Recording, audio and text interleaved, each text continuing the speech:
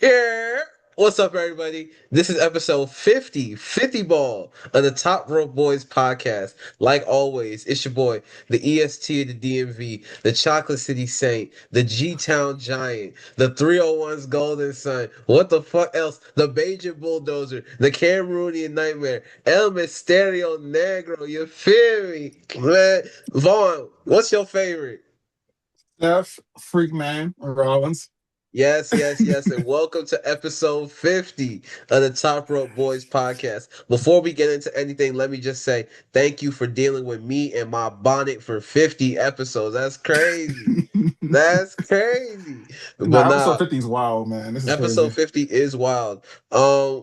We running the trios today, but it's cool. The house not all the way empty. We got a guest, got a special guest. We gonna introduce him in a bit. But I do want to say, because I know that Reek would be mad remiss if we didn't say this on episode 50. Our captain, he loves y'all. He misses y'all. He will be back next week. We know that for Showski. Anyway, OG, what's going on? Talking to us. Yeah, Terry Nation was good. Just Vaughn here. President OG. Play announcers TRB. Hey, man. Good weekend wrestling. Got a guest tonight. I'm super excited. Episode 50, y'all. Just the XF say, thanks for rocking with us, y'all. The episode is crazy. So, I'm excited, man. Let's get right into it. Got a nice rundown for y'all tonight. I'm excited. So, Oracle, what's up with you? Not much, not much. So hate walk as always. Episode 50 of Hating Walk. But when I talk about some wrestling, and yeah, Right. And of course, like I said earlier, we got a lovely, lovely guest with us. Me and this man go way back. This is our first return guest, I think, because he's been on the show before. He was here like episode 6, I think, all the way back when. I was just re-listening to it last night. We said some crazy things on there. Well, man, it is Andre from the Put Over podcast. Andre, where you at? I'm here, man. The Put Over podcast. We still trying to figure out when we bringing that back, if we bringing that back. I was Shout out gonna to y'all on ask 50 episodes though. that was gonna be my first question out the gate. What is the status of the Put Over podcast? So I just found out. Well, we just found out in the group chat that Mike he lost all his recording equipment. So even if we wanted to bring it back, at this point we can't. So it's like Mm. it's up in the air right now. Madness, Mhm. madness, madness. We send love and care to Mike. We gonna be sending a lot of love and care this week. There are a lot of things happening in wrestling that we gotta send some love and care for. But speaking of which, let's jump right into it. We started off with SmackDown last Friday. We have been saying this for about the past month. We've been saying this since the Rumble, maybe. Sammy, you baby back bitch. Sammy, you baby back bitch. Once again, we got this Sammy, Cody, Gunther. Just confirm the triple threat at Night of Champions, dog. Like at this point, I don't give me no more segments. Just say, hey, triple threat happening. We calling it a day. Because first of all, Sammy got his pockets took. Couldn't get no type of time with Nick. Couldn't get no type of airtime. Like Sammy really got his chain snatched. Like Gunther and Cody are Debo. That's how I break it down. But other than that, like the Cody Rhodes and Gunther situation, which first off, you already said on the Clash of Italy post show that after Gunther had his leg out on the rope, that really shitty finish from Clash of Italy. Oh, like, yeah, of course Gunther deserves a rematch. We can run it, blah blah blah blah. And then Gunther comes out, it's like, no, I'm rightfully owed. It's the most repetitive like story angles because correct me if I'm wrong, and I'm about to pass this off to y'all in a bit. Does this not feel like a retread of like Cody's like last 3 feuds? Phil, please feel free, jump in. I mean, yeah. I mean, it always comes. You can take it back to Drew recently, where Cody's getting over with certain stuff, as the Golden Boy, and the heels tired of being screwed, so we get the same thing going over again, where Cody's gonna be with something, and Yeah. the heel feels justified, and they got screwed with their rematch, and it goes back to what we've been discussing every week, where I just hate the idea that a loss means being buried. Like Gunther could have lost, ran it back at Night of Champions, could have tied it up right there, finished it another PLE.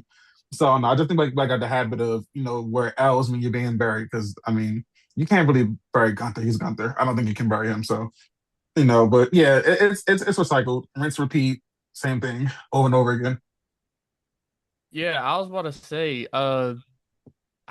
losses don't mean buried, but buried happens when they don't have any like anything else following that person. Like for Drew, Exactly. Drew had this amazing feud with Cody. No, he had was it Punk first and then Cody? Hmm. It was Punk and Yeah. then Cody, and then afterwards they had nothing for him to do. And it's because, at least in my opinion, I've talked about this off and on with some friends, but it's like WWE is just too scared to pull the trigger on new things to where it's like they just get stuck in the same repeated thing, like, oh, we need to have Cody feud with the top heel. Let's turn somebody heel. Okay, why do they have to fight more than one time? Well, the ref. So it's just the same thing over and over again. It's like y'all got to pull the trigger eventually, man. There's nothing wrong with a Drew McIntyre WWE Championship reign. There's nothing wrong with a Gunther WWE Championship reign as long as you know how to tell the stories. Bro, y'all let JBL back in the day like have a WWE championship reign. And we were so unsure of like how he was gonna be as a top guy, but look, there are ways, literally nothing is new in wrestling. You can go back, look in the archives and see how to tell a great story, especially for a top heel like that. Again, look at JBL. Look at Edge. Prime Edge. You could not tell me that was not the most dangerous heel in all of wrestling. I'm saying, look at Hmm. Jinder Mahal, man. Like, that's the GOAT up there. All right, Don't all forget right. the gender. I see what type of time we on today. My fault, my fault. Not you couldn't. Shout out gender, dog. Speaking of top heels, so we got the Judgment Day. They are just very, very involved in this King of the Ring tournament because we had the segment before Raquel Rodriguez, Bailey, JC Jane, and Kiana James had their match on Friday. They were all in the clubhouse because it's SmackDown. They were more so in like a stairwell. They were they were like those like emo like they were like those emo theater kids that just be in the stairwell during lunch. Sorry, I forgot Andre was a theater kid. Whoa, whoa, whoa. Not an emo theater kid though. I was wearing colors. Mm. But nah, like they have they're they're talking, they're having the segment, and Liv says, "Sister, like, could you imagine if like we were in the finals and then like me and Dom will be like king and queen of the ring? Wouldn't we be so great?" And then Raquel's like, hold up, Shawty, wait a minute. Fuck do you mean? Fuck do you mean? Because that's still Big Mommy Cool. That's still Raquel Rodriguez. Raquel's still one of them ones. Yeah. So what do you guys think of the current tension in the Judgment Day? Do you think that we see Raquel and Liv in the finals? Like how what we think? And then we can talk about the actual match following. Onto the Oracle. I mean, I called it last week, did I not? This was Hmm. my dark horse, but I kind of called this being a matchup in the Yeah, finals. Again, hopefully they pull the trigger because this is another example of them being afraid to pull the trigger on someone. yeah, Because I'm just tired of the Judgment Day at this point. So I feel like they need to pull the trigger. They've been teasing now for what 2, 3 years at this point. yeah. It's got to be like around three. Yeah, so I'm hoping, and Liv shouldn't be in the tournament anyway. So I'm hoping the Raquel has it because we do more for her than for Liv. Hmm. No, I agree. This is one of those things where I don't know, just to feel good what you say. Like I do think the Judgment Day is running its course, and I think it is time that we definitely get something going with Liv and Raquel, or even just like all three of the girls combined. I think we were clamoring and calling for like a triple threat for Mania, But for yeah, those three. So yeah, I think it's just time to like let it implode, and then let those three get something going as a feud with those three, figure something out, and then I'm with stuff. He was saying it's like the past like month. Send the Irish Ace to SmackDown and put him in a bro. US title picture. Let him hoop with the hookers over there. Oh, Because like just something going for JD. He's too good to just be a background character and like a henchman. So, but yeah, Judgment Day. Let's get rid of it and let's have them go separate ways and like get them going with some separate storylines and feuds and like I feel like it's getting stagnant at this point now. I've been saying this for a month, man. If it was up to me, JD McDonough would be a three-time U.S. champion.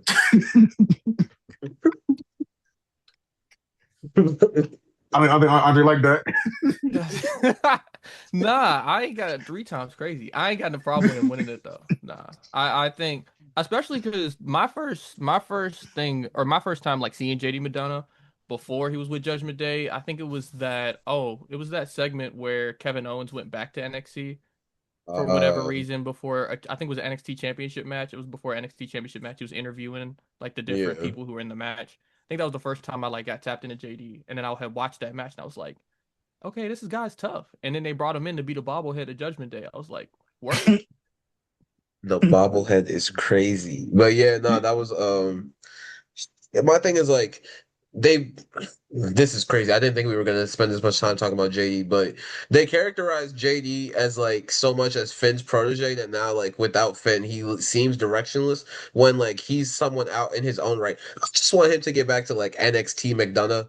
Like he was never the guy to get the world championship shot, but he was one of them ones. Like do y'all remember the segment when he had this where he had the match with Braun Breaker? He stabbed himself in the hand and then signed the contract with blood. Yeah, Can we get back to that? yes, please. Like I ain't he's a gonna lie. mascot now. Yeah. Andre looks so shook after me I saying. didn't know he did that. I didn't know he did that. Oh yeah, yeah. I'm gonna have to send you the clip afterwards. But no, we got a really good match from Raquel, Bailey, Kiana, and JC.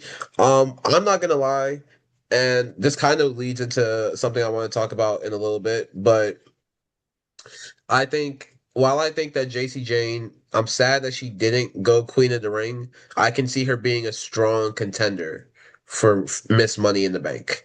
I can see her being a strong, strong contender. Which, by the way, Money in the Bank has been moved to October 10th, I believe, October 10th in New Orleans. So we'll talk about that in a little bit, and we'll probably give our super, super early predictions on who Mr. and Mrs. Money in the Bank are. But what you guys think of the match, though? Um, I mean, Aaron Russell was cool. Like I said, he got Hooper, so I mean, it wasn't a bad match. It's just one of those things where I think like I'm in the same boat as you, where I was really like behind, JC winning Mm. Queen of the Ring. So now that her the picture, I guess I got to go with my. Well, no, because she got eliminated too. So at this point, it's up in the air now on who I think could win Queen of the Ring. I would say I am glad that we got some story progression out of this match between Julia and Kiana Yes, because yes, yes. Thank you. because I completely because forgot about that. yeah, because I feel like Julia was so directionless now. So if we're gonna give them the proper feud, once again, shout out to the Oracle that he's been called for the longest time. With Mhm. the face Julia and the heel Kiana, and you're actually gonna put love and care into Julia. And for me, that's a big bone for me is that to see her get some progression. So, but great match. I was just more excited for the Julia Kiana stuff because Julia deserves some TLC because she's been booked horribly. So you might go right, y'all. That's all I ask. Bro, arguably one of the best hoopers, regardless of gender, on the roster, and y'all doing her dirty. Doing her dirty. Awful. So But no, I knew as soon as the blonde came that there was gonna have to be some sort of story change. Like and the Braves are gone. yeah, yeah, because they was dragging her for them braids, dog. They were dragging Listen, my her. girl said, "Why did they take these girls got braids for?" I'm like, I don't know. I don't know, shorty.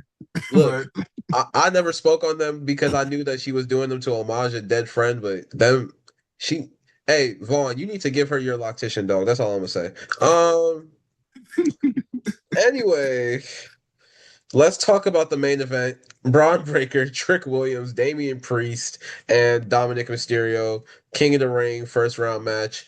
This was an a really well told story in an all right main event. That's the best way I can describe it. Like it wasn't super crazy as far as like feats or like pure in ring, but the overarching story of telling the history between Trick Williams and Braun Breaker, because obviously they have history from NXT, and then Dominic Mysterio and Priest from the Judgment Day thing.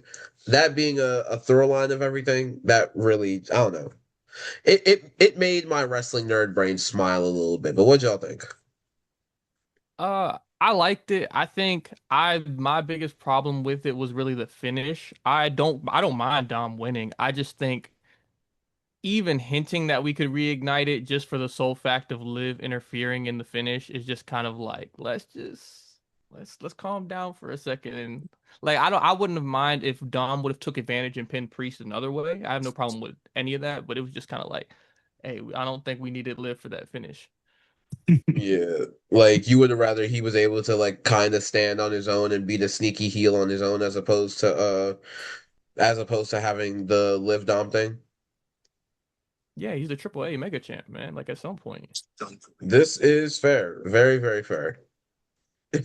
Speaking of which, he needs to defend that belt. I can't like he can't just hold that belt till Triple Mania, dog. Like he has to defend it too. Like I'm annoyed now, and I'm a Dom Glazer as a kid say. So like I'm getting annoyed. So A Dom Glazer is crazy. That's a sentence I'm the first in my bloodline to hear. Respect the stash, man. What can I say? It, it respect the makes sense. stash. It makes sense when Vaughn is the second pick man. So Crazy. Anyway, moving on. The match. It was a cool match. Like I said, I definitely agree with Andre because like it after a while it's like Dom got to win by yourself. I mean, like I said, you're a champion, and then um I don't know. It's just really throwing off my predictions I had for King of the Ring. I didn't have Dom winning either, so it's like I don't know. Like I'm glad I got him wrong because it gave me like new stuff I didn't expect. I'm Yeah. just I don't know. I'm just curious on like how they're trying to book this. That's all.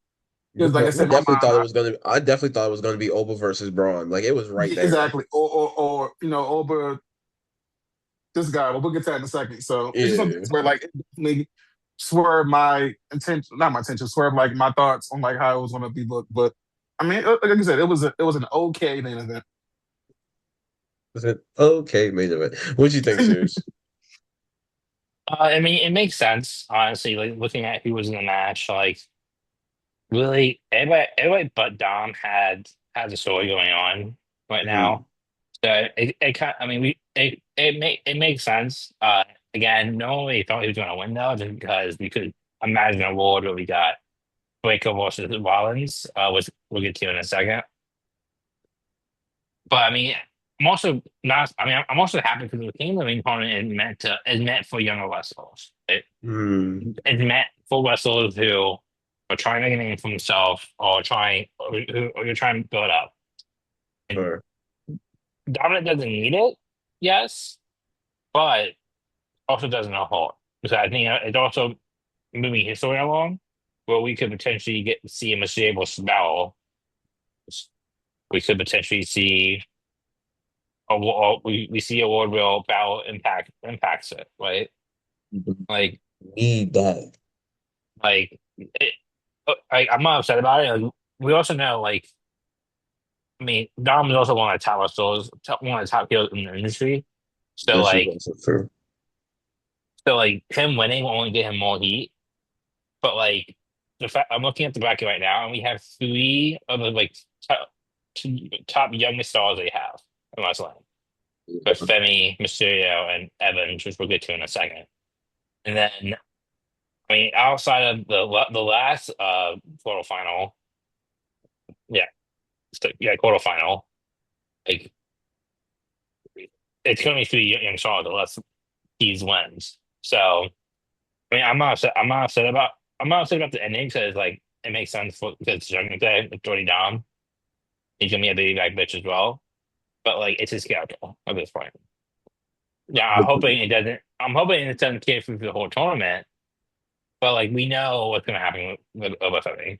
Like we have to know that he's not getting a clean win here. So like I'm hoping the finals it's Dom versus whoever in a clean. Yeah. No, that's Mm. real. Um, speaking of which, speaking of Dom, let's just jump right into Raw. So we had a great segment. Wait. We Before you go in, I don't. wa- Go ahead. I know you got your structure, but I just got to bring this up because this one thing like really bothered me about Monday Night Raw this week. Because Please. I watched it back on Tuesday. What are we Mhm. doing? Why are the champions entering first? Did anyone else notice that? Like We did both peep. title matches that night, the champions came out first. Like I I did not peep. That's insane. Yeah, I don't know. Because they've done that frequently too. I don't know because of the commercials. They want to get the champion out first. I don't know because Maybe the international crowd, maybe they gauged like the reactions and thought, oh, these two yeah, like let's have them come out for a bigger reaction, but I don't know. The yeah, one thing and is like, go go ahead. ahead. Go ahead. I was gonna say, but like, even if it's an international crowd thing, Penta can get a great sorry, Rey Mysterio can get a great reaction from the international crowd. That's Rey Mysterio, dog. Yeah, Damn. and I think they another thing too, and I guess I'll keep it short. I think they're trying to get over Soul's thing with a sing along to it, Oh so yeah. that's why they kind of showed them getting they gotta get the crowd interaction somehow. So they're trying to get that going with Soul. So, um, but yeah, that's something I definitely noticed too. I don't know why, but who knows? Who knows? But yeah, Obafemi and Dom had a great segment on Monday Night Raw. First off, Oba continues to be over as fuck. I apologize for thinking that that loss was gonna really like fuck him up, cause that man Shadow covered the whole arena, dog. I was sick. That was It crazy. covered the whole arena. Um, Also, he like everyone's like, "Oh, give Oba a manager." No, he can talk on a mic, dog. Please, he does not need one. I love the interaction between the two of them because not only was this segment great because these are definitely two of the future faces of the company, but Oba telling this man, Dom, I know Ray's your father, but next week I show you who your daddy is. Yo, crazy fucking line, dog. The only thing that would have made that better is like if Oba came out in an I'm your pappy shirt Hey, next week. next week. Dude, he gotta be like Kevin Owens and just come out and just like gear to piss off his That was opponents. crazy. Oh man. But no, what are your guys' like what'd you guys think of the segment?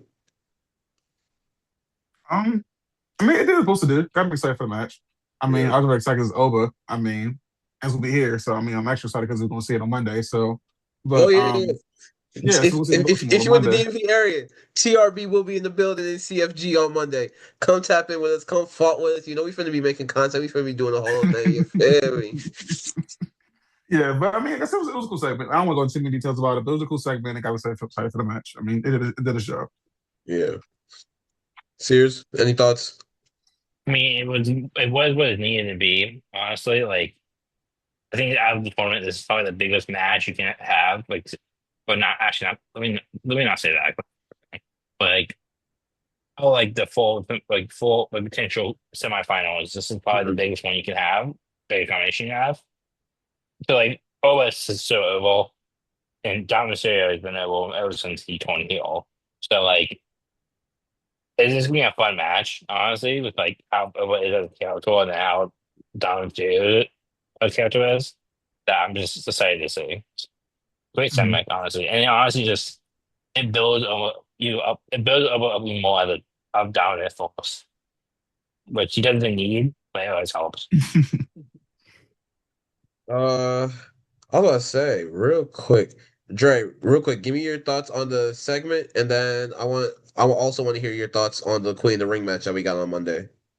For sure, for sure. Thoughts on the segment? I'm gonna keep it short. Austin Rock, Cena Orton, Dom Oba.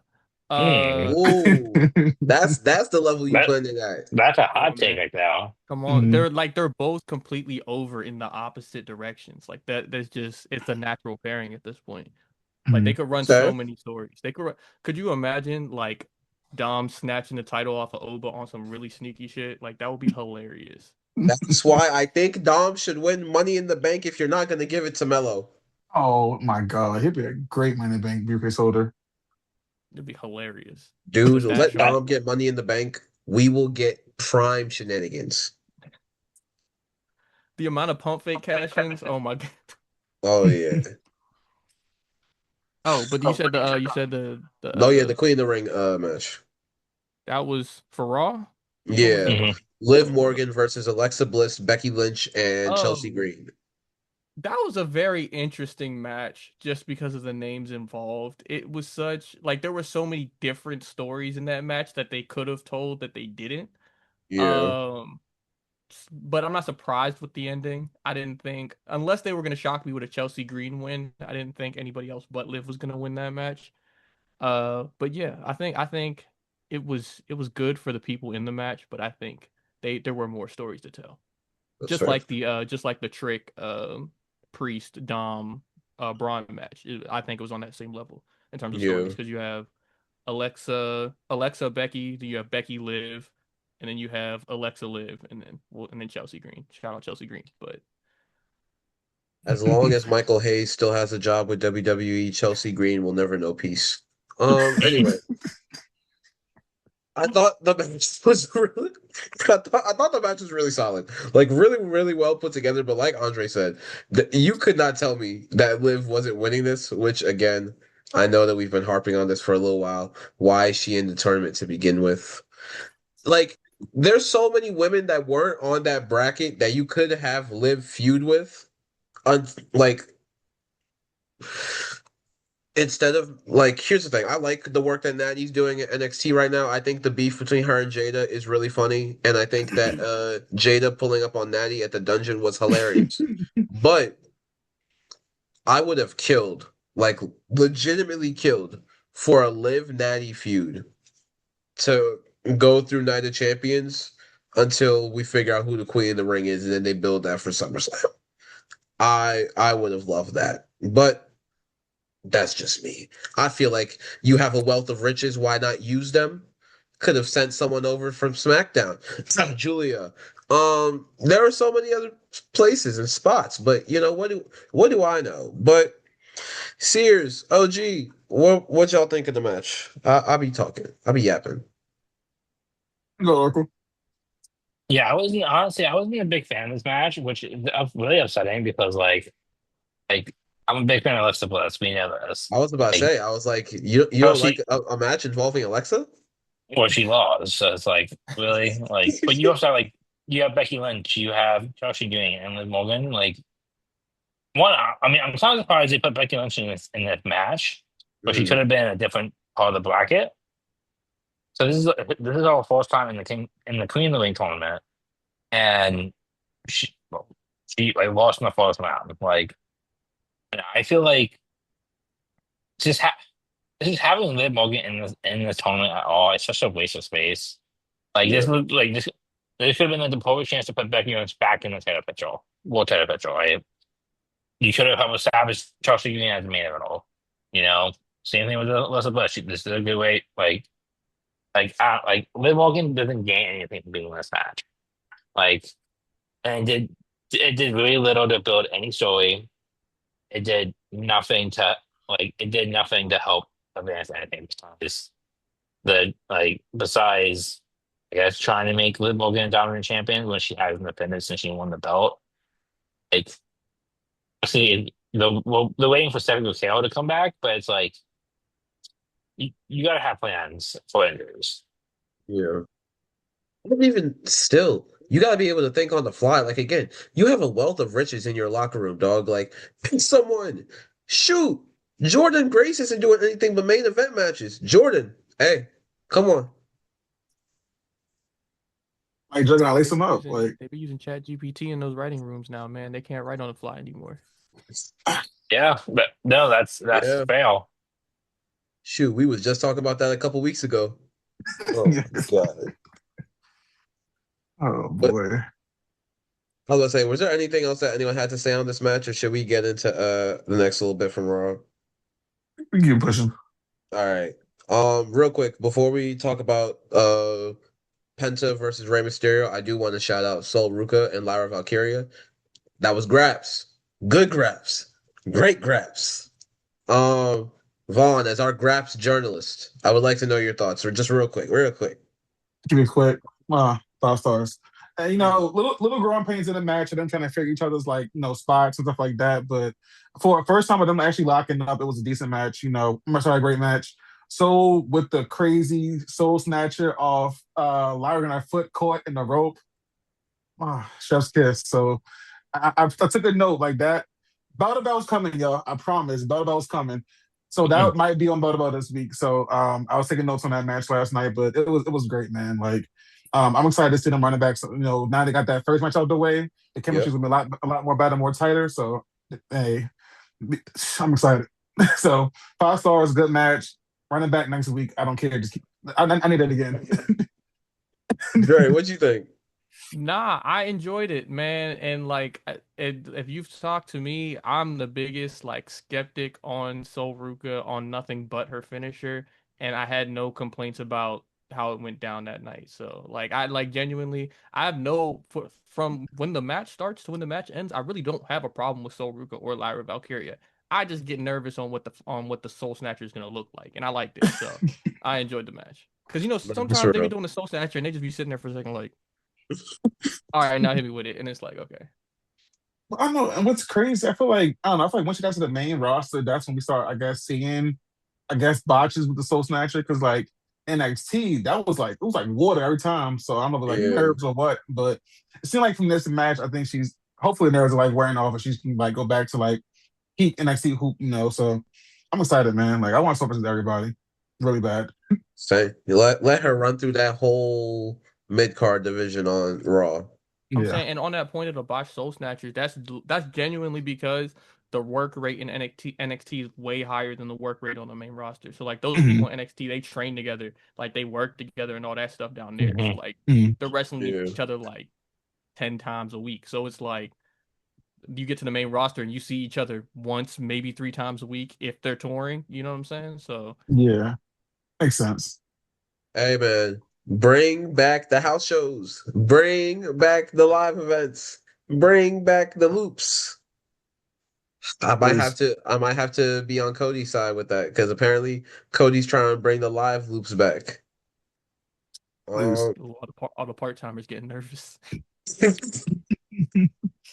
Sears, do you want to break down your thoughts on Penta versus Ray for me?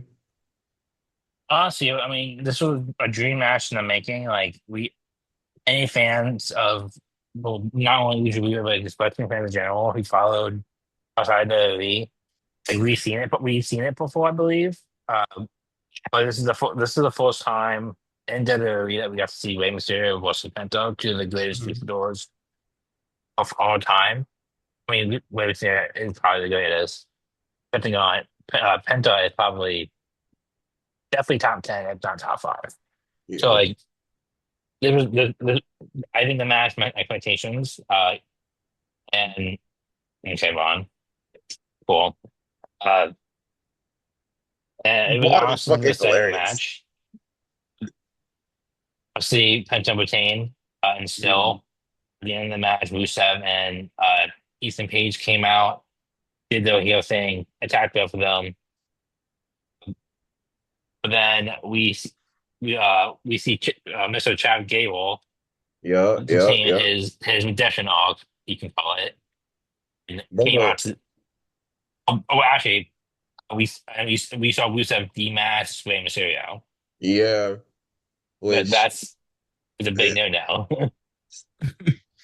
the fact that, granted, we've all seen Filthy Animals Rey Mysterio, but unmasking him in 2026, even though Aaliyah be posting that man face all the time, but like Mhm. we don't it's just a matter of fact of tradition, dog. It's a matter of fact of tradition, it's a matter of fact of sacredity. And that really is I'm happy that like there's still that suspension of disbelief in wrestling with like we don't know what Ray looks like, even though we definitely know what Ray looks like. Like, it's very, very funny, and I want to know what are your thoughts, real quick on the Chad Gable redemption arc that they're doing between his segment on SmackDown, him apologizing to Ray Phoenix, and him apologizing to Ray and to Rey Mysterio and Penta on Raw. What do you guys think of the Chad Gable redemption arc so far? Um, I'm liking it. I think originally, I don't know why, I just still wanted like a Hill Gable with him and the Creed brothers running amok. I just wanted to be more credible than what they were beforehand. So going in, I envisioned Gable coming back, still being a heel with the Creed brothers, actually getting some sort of kind of like decent push Yeah. from that match. But I'm not mad at the whole apology uh, tour he's on right now to all luchadors because I do feel like it's a need. character, I guess, in the sense for Gable, and is building and some character progressions which we haven't seen from Gable yet. So I'm just hoping we don't relegate him back to the comedic act because I feel like once he apologizes to, of course, Alpha Academy, I hope it's an apology and not him reuniting with them. I just want Gable to be by himself, putting on banger matches. I think Reek said last week, like, make him like more like a Kurt, just go in there, put on great matches, and he can be just the grabs guy out there, put on good matches, give him a title, let him run with that, and just let broadcast to the world like who Chad Gable is. Like I feel like people forget like Chad Gable was one-on-ones in the ring, like easily one of like my top 5 in the Fed right now, based off in-ring performances. So let him go there to be Chad Gable. Let remind the world of who he is, and let him ball. Boy got the American Alpha theme back. That's all we need. Yeah, just let him hoop, man. Just let him hoop. Hey, y'all ain't ready for this Jason Jordan return though. Watch this. Hey, Imagine. bro. Hi, bro. Kurt Angle's son coming back. Yeah, most definitely. That's Okay. So also, let's just talk about that for a second because that was one of the worst like time decisions of all time. Because how do you pick the wrong one? Like I mean, Chad was right there, and you picked the one that retired early. remember who was in charge of WWE at that time. That's fair. And then it becomes a lot clearer why. That's real. But here's the thing, man. Right? Like, I think only in that decision will that be the one time I'll say the black man shouldn't have gotten the push. Because what the fuck are we doing? What the fuck are we doing? Jason Jordan and Seth Rollins tag team champions. That was funny. That was a wild tag team champion. That was wild. Yo, thank you for reminding me of that. That was hilarious. But speaking of Seth Rollins, we had a great main event with the King of the Ring 4-way. Look at my transitions. We had Javon Evans, the young OG, Seth Rollins, yeah, Ricky Saints, and Tala Tonga. Yeah. Ricky, get out. Hey, you're not gonna tell me who Ricky is because every time I see him on my screen, he hitting that stupid ass pose, man. What is that? That's the absolute shit. I don't know what the fuck he calling it. That shit. All I know is that shit hit. When I came back from commercial break, all I saw was, who is this? Bro, they said Ricky Saints was a Timu Rock and he went with it. That's jokes. That's jokes. I see it though. But what did y'all think of the match? I liked it. I personally liked the match, man. I hate to see Seth Rollins lose because like Seth Rollins is like a put together knee away from being like top 5 all time. But I'm not mad to see Javon win. I hate to see the division interrupt, but I'm not mad to see Javon win. I actually would have liked to see Javon and Rollins go 1-on-1 as opposed to see them in a fatal 4-way because I think that would have been a crazy match. I think the only reason they didn't go 1-on-1, there's too many people to protect. WWE loves protecting folks. Yeah. Yeah. I thought that this match was crazy. I'm super happy that Javon got the win. I'm gonna peek behind the curtain a little bit here. I was like leaving work. I was like my last kid out my classroom was leaving while I was watching this match. And so like deadass, I was almost like, and I was like, oh wait, I'm running dismissal. Oh, like that's how my reaction to this match was. But I love the moment afterwards where Seth and Javon have that little like acknowledgement of like, okay, you really are one of the ones to you really can't be fucked with. And that's the cool part about Javon. Everyone in the locker room fucks with him, dog. Like even inside and outside of storylines, dude. Like Becky Lynch calls him her son. Like Seth Rollins is acknowledging you and giving you the rub. Like Roman Reigns is fucking like showing you the behind the scenes of how like the game works. Dude, even if we were to go back to his NXT run, Undertaker popped up in a segment, bro, and said, "Hey, go be the big dog." Like Javon has all these people behind him, and the momentum he's on right now is crazy. And if they run Oba versus Javon for the finals, let me tell y'all right now, Oof. Brother, we are getting a 5-star match of the year contender just based Okay. off of their past catalog. Keep in mind, World Night of Champions is. Yeah, He- Riyadh don't really mess with us, but It's gonna be LA Knight versus Obafemi, buddy. It's about to be LA Knight. It's about to be LA Knight versus Dominic Mysterio. Let's be honest, It's yo. gonna be J Dom. J-Dom is crazy. Oh, good Lord. This is Can't the one. stand LA Knight. I'm Yeah, sorry, man. my bad. It's a one shot. Bang. Hey, Okay, yep. wait. I'm not gonna lie. I died when they was about to have the serious confrontation, and Jay was like, "I'm not gonna lie, running it back in someone's face is low key it's like high key disrespectful." I was rolling when that happened. I said, "You No, but know my what? thing I'm is, gonna mess with it. That's crazy. I'm the with whole that." time I was watching it, I was like, please don't run it back. Please don't run it back. Just keep the segment. Like, Yes. I'm so tired of the eating. But when you think about it like that, that's the most disrespectful shit ever. Because imagine your op look you dead in your face and say, look at all these people. Look at all these people that fuck with me. Yeah. And it's like with that, it's like I complain about the eating until I'm there because like I still complain about it. Then with the SummerSlam, I'm like, okay, I Oh get it. yeah. but no, yeah. I mean, let's move on the segment real quick. I mean, the segment wasn't bad. It was a good segment. I just, like you said, I just wish Jay just talk. Like you were at your best when you were talking. Like when you were right hand man to Roman, and like having those crash out moments, being like I don't know. I just want more of him talking and less eating. And I feel like we're getting that, but that whole running it back just like undermerced me because I'm like, okay, nice confrontation going, and he's start eating again. So, but we'll say Uso nice stuff later, but just I don't know. Other nights overdue. Jey Uso less eating, but back to the match. Solid match. I just want to shout out Ricky in this match. Ricky looked really, really good in this match. Like the best Yeah. he's looked since been like on the main roster. Like the way he was throwing those DDTs around were vicious. So I just want to say shout out to Ricky in that match. Even Tana looked good in that match. Like everyone looked really, really good in this match. So it was a nice airing performance. I'm happy that Javon won. They said y'all finna earn these paychecks. Yeah, for real, for real. They hooped like they like hoop. So overall, good match. Like it was solid and a good way to end Raw. So I ain't mad at it. Raw this week was kind of solid. Oracle, can you look into your Miss Cleo magic ball? Where do you see where do you see this whole thing going? So keep in mind that again, historically, all clothes are not fully not correct most of the time. Like, but That's why I looking love at asking them. do you want to do it for both that Yeah, men's let's do it for king and both. Fuck queen? it. Okay.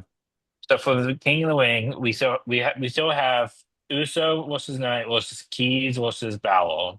Hmm. I can see a world where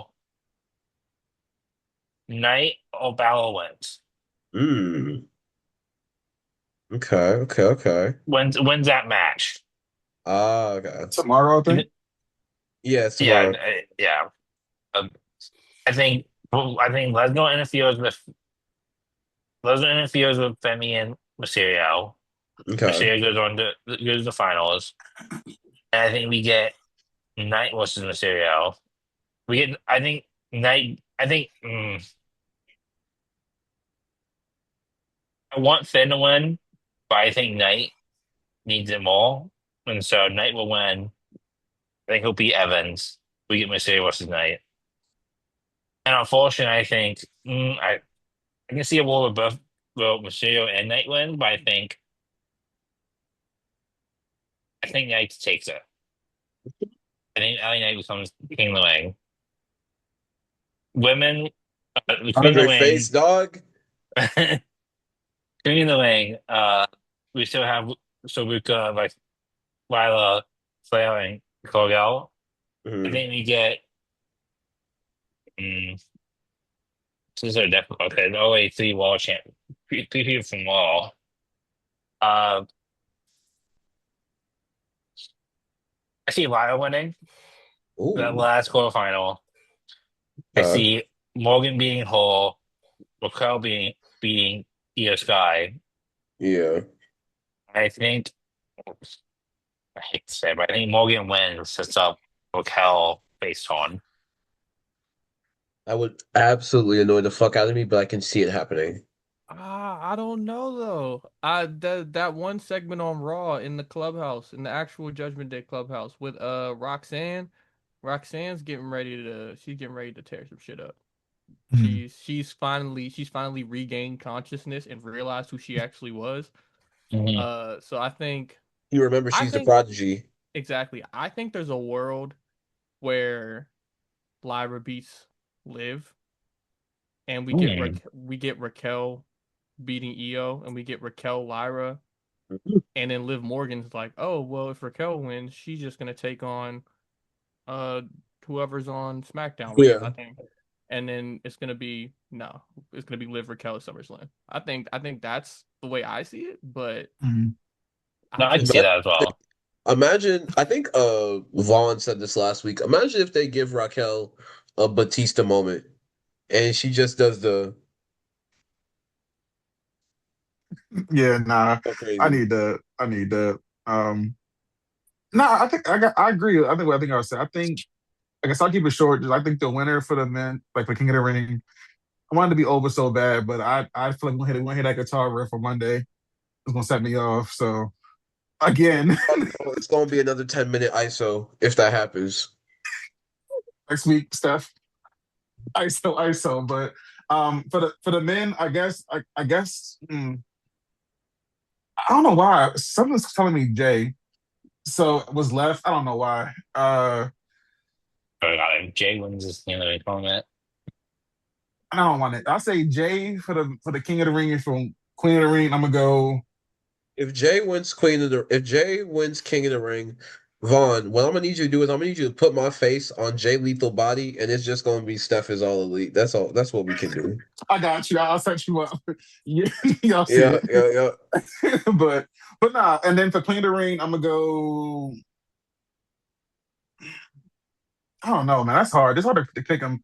I'm just gonna go Jay, and then I'm gonna go Liv. I don't know. Like it's hard to call at this point. Like, cause my original picks. I mean, I don't know. I don't see it happening anymore. So we'll go Jay Liv, I guess.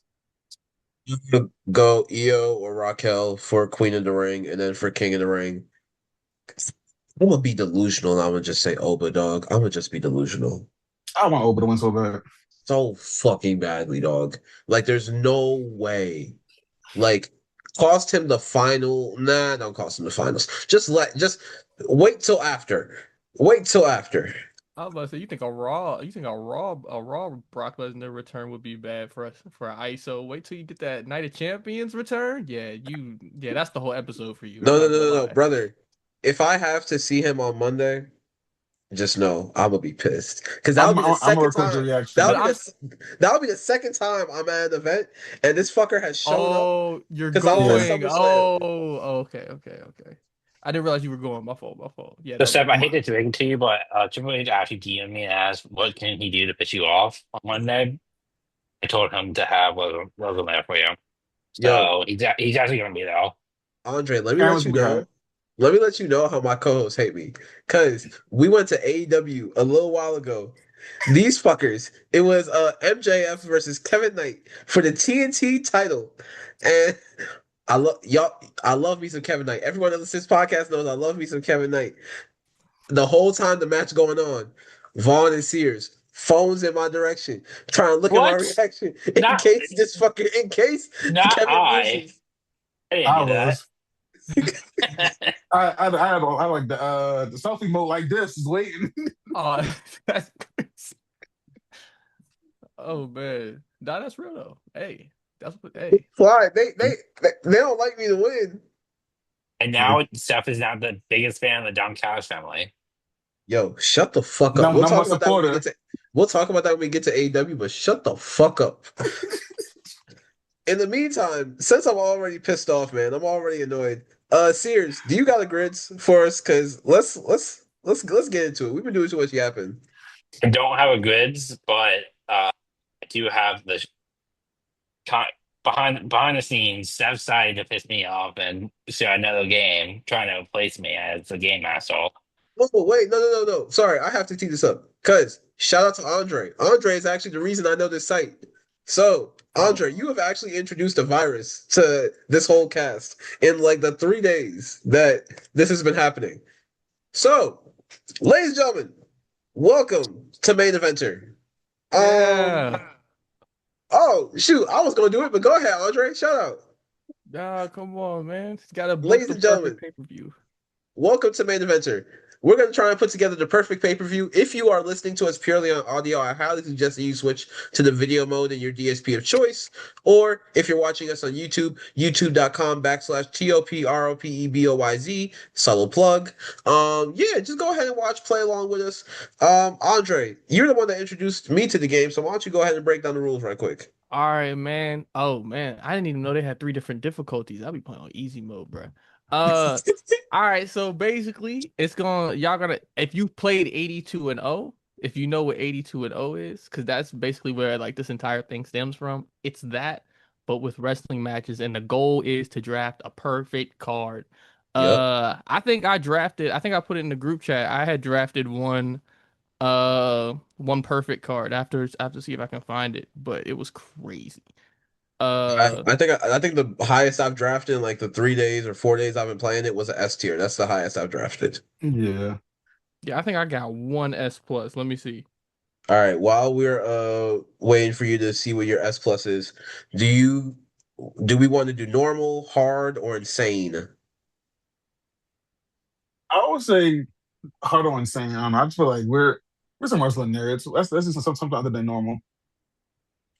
Um, Ooh. we'll go insane just for the fuck of it. Insane's gonna be some nasty matches. It's gonna be like R-Truth versus Drake Maverick for the No, 24/7 championship.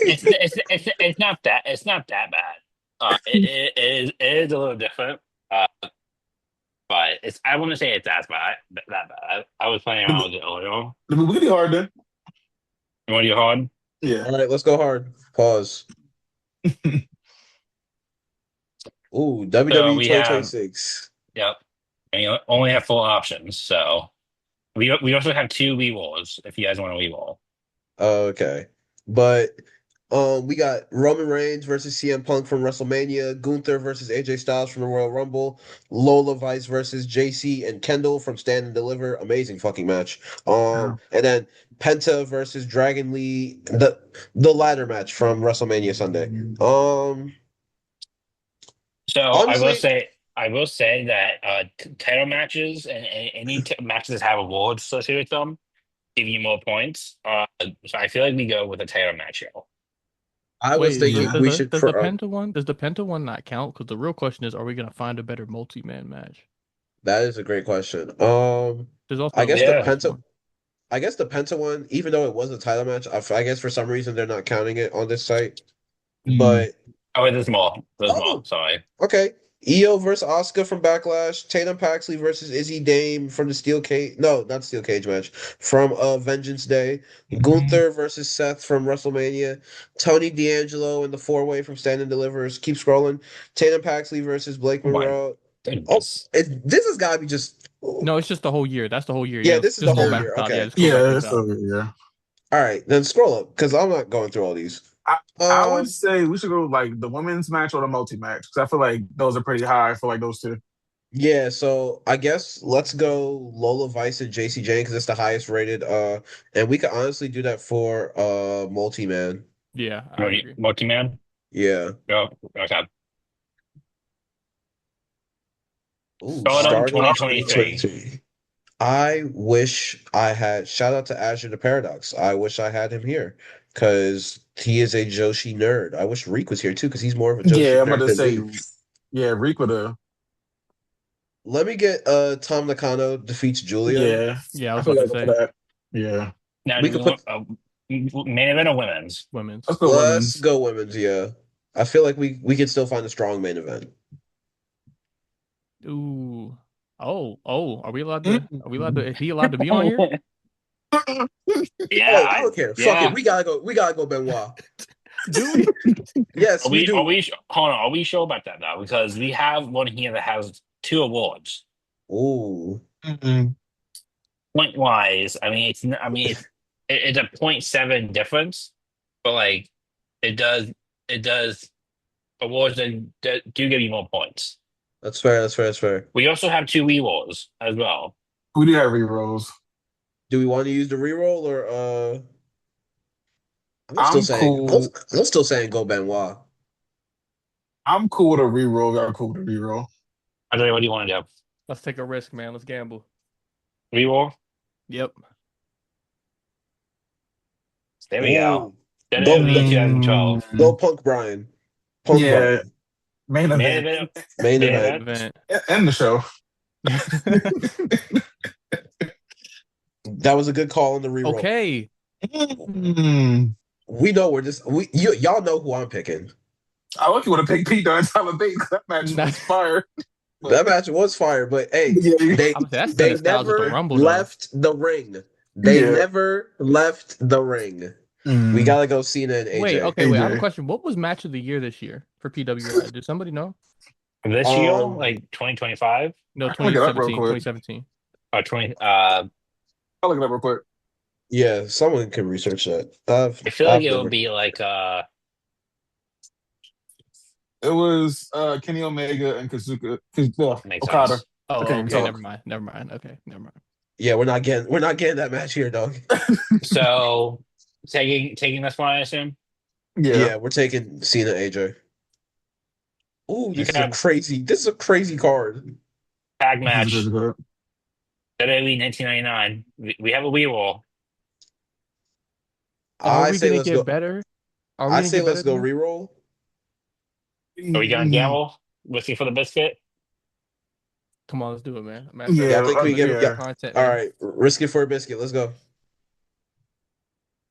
Oh fuck no, that went back on us bad. Hey, Look who you we know, got. Look who we oh my got. God, is that who I think it is? Not the real American. Yeah, that's a bathroom match. That ruined the card. True. Yeah, I'm Typical. not Antonio Inoki. Typical. Tag team wrestling being booked in a poor way. We did wrestling booking in the way that it's typically done. Not only did we get Double H, we got Double H in New Japan, bro. Oh, All right. So for those of you who were playing along or listening along, our perfect card that we built today, perfect in quotations, is Lola, JC and Kendall Gray from Stand and Deliver this year. Then we got Tam Nakano defeating Julia from Stardom 2023. Then we have Antonio Inoki and Bob Backlund beating Hulk Hogan and Stan Scroll down because I need to see this man's last name. Stan are you Hansen. gonna do that? Stan Hansen, thank you. That shitty ass match. Then they never left the ring. John Cena, AJ Styles from the Royal Rumble 2017. And then our main event, Punk versus Daniel Bryan from Over the Limit 2012, that goddamn masterpiece of a match. I'm sorry, y'all. We should have just went with the Yeah. new we should have went with the new Brood versus the Hardys, whatever the fuck it was. That was Yeah. So we You got get B. bathroom match. We got a score a B card. Yeah. Our scorecard was 9.03. We gotta And out shoot of for 10. better next time, boys. We gotta shoot for better next time. All That was a right. nasty fumble. That was That a was a nasty very fumble. nasty fumble. That How did that we that was like the Falcons fumbling a 28-3 lead. bro? That That's like the was That's like the score like of like Spurs. Yeah, the Spurs. exactly. I'm gonna say that was the Spurs. Don't get me started on that, man. Oh man, dude, I wish you could have seen Andre. I wish you could have seen our group chat because I had a horrible ass take last night, dog. A horrible ass take, Say it again. Say it again. bro. Mind you, I'm watching AEW while I'm watching the game. So I texted and I said, I don't know who's getting beat worse, Swerve or the Knicks. And then an hour later, both of them are winning. Yeah, I was about to say, didn't Swerve Yeah. win? Yeah. Oh my God. Anyway, man, let's talk some NXT real quick. We got a new number one contender for the men's NXT championship when Naraku took on Mason Rook. I'm gonna say this every time we talk about Mason. He's big, he's bad, he'll body slam your dad, Mason Rook. Mason Rook. I'm sorry, it's so fucking over. It got me, dog. Um, but no, Naraku versus Mason Rook. To be honest, for someone who has such experience like wrestling in Japan, because like Mason Rook was like had a stint in Noah before he came to WWE. I expected a little bit more out of this match, but like for something that has such crazy stakes, it was like honestly kind of the worst match of the night, if you ask me. Mhm. But what did you guys think? It was a good match.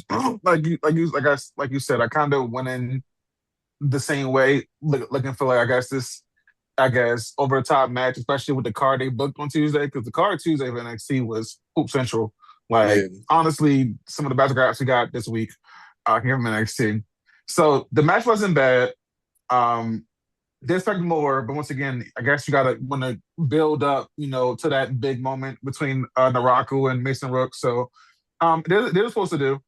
Kind of want Mason Rook to win because, like I said, I'm kind of all behind Mason Rook right now too as well. So I kind of want him to win.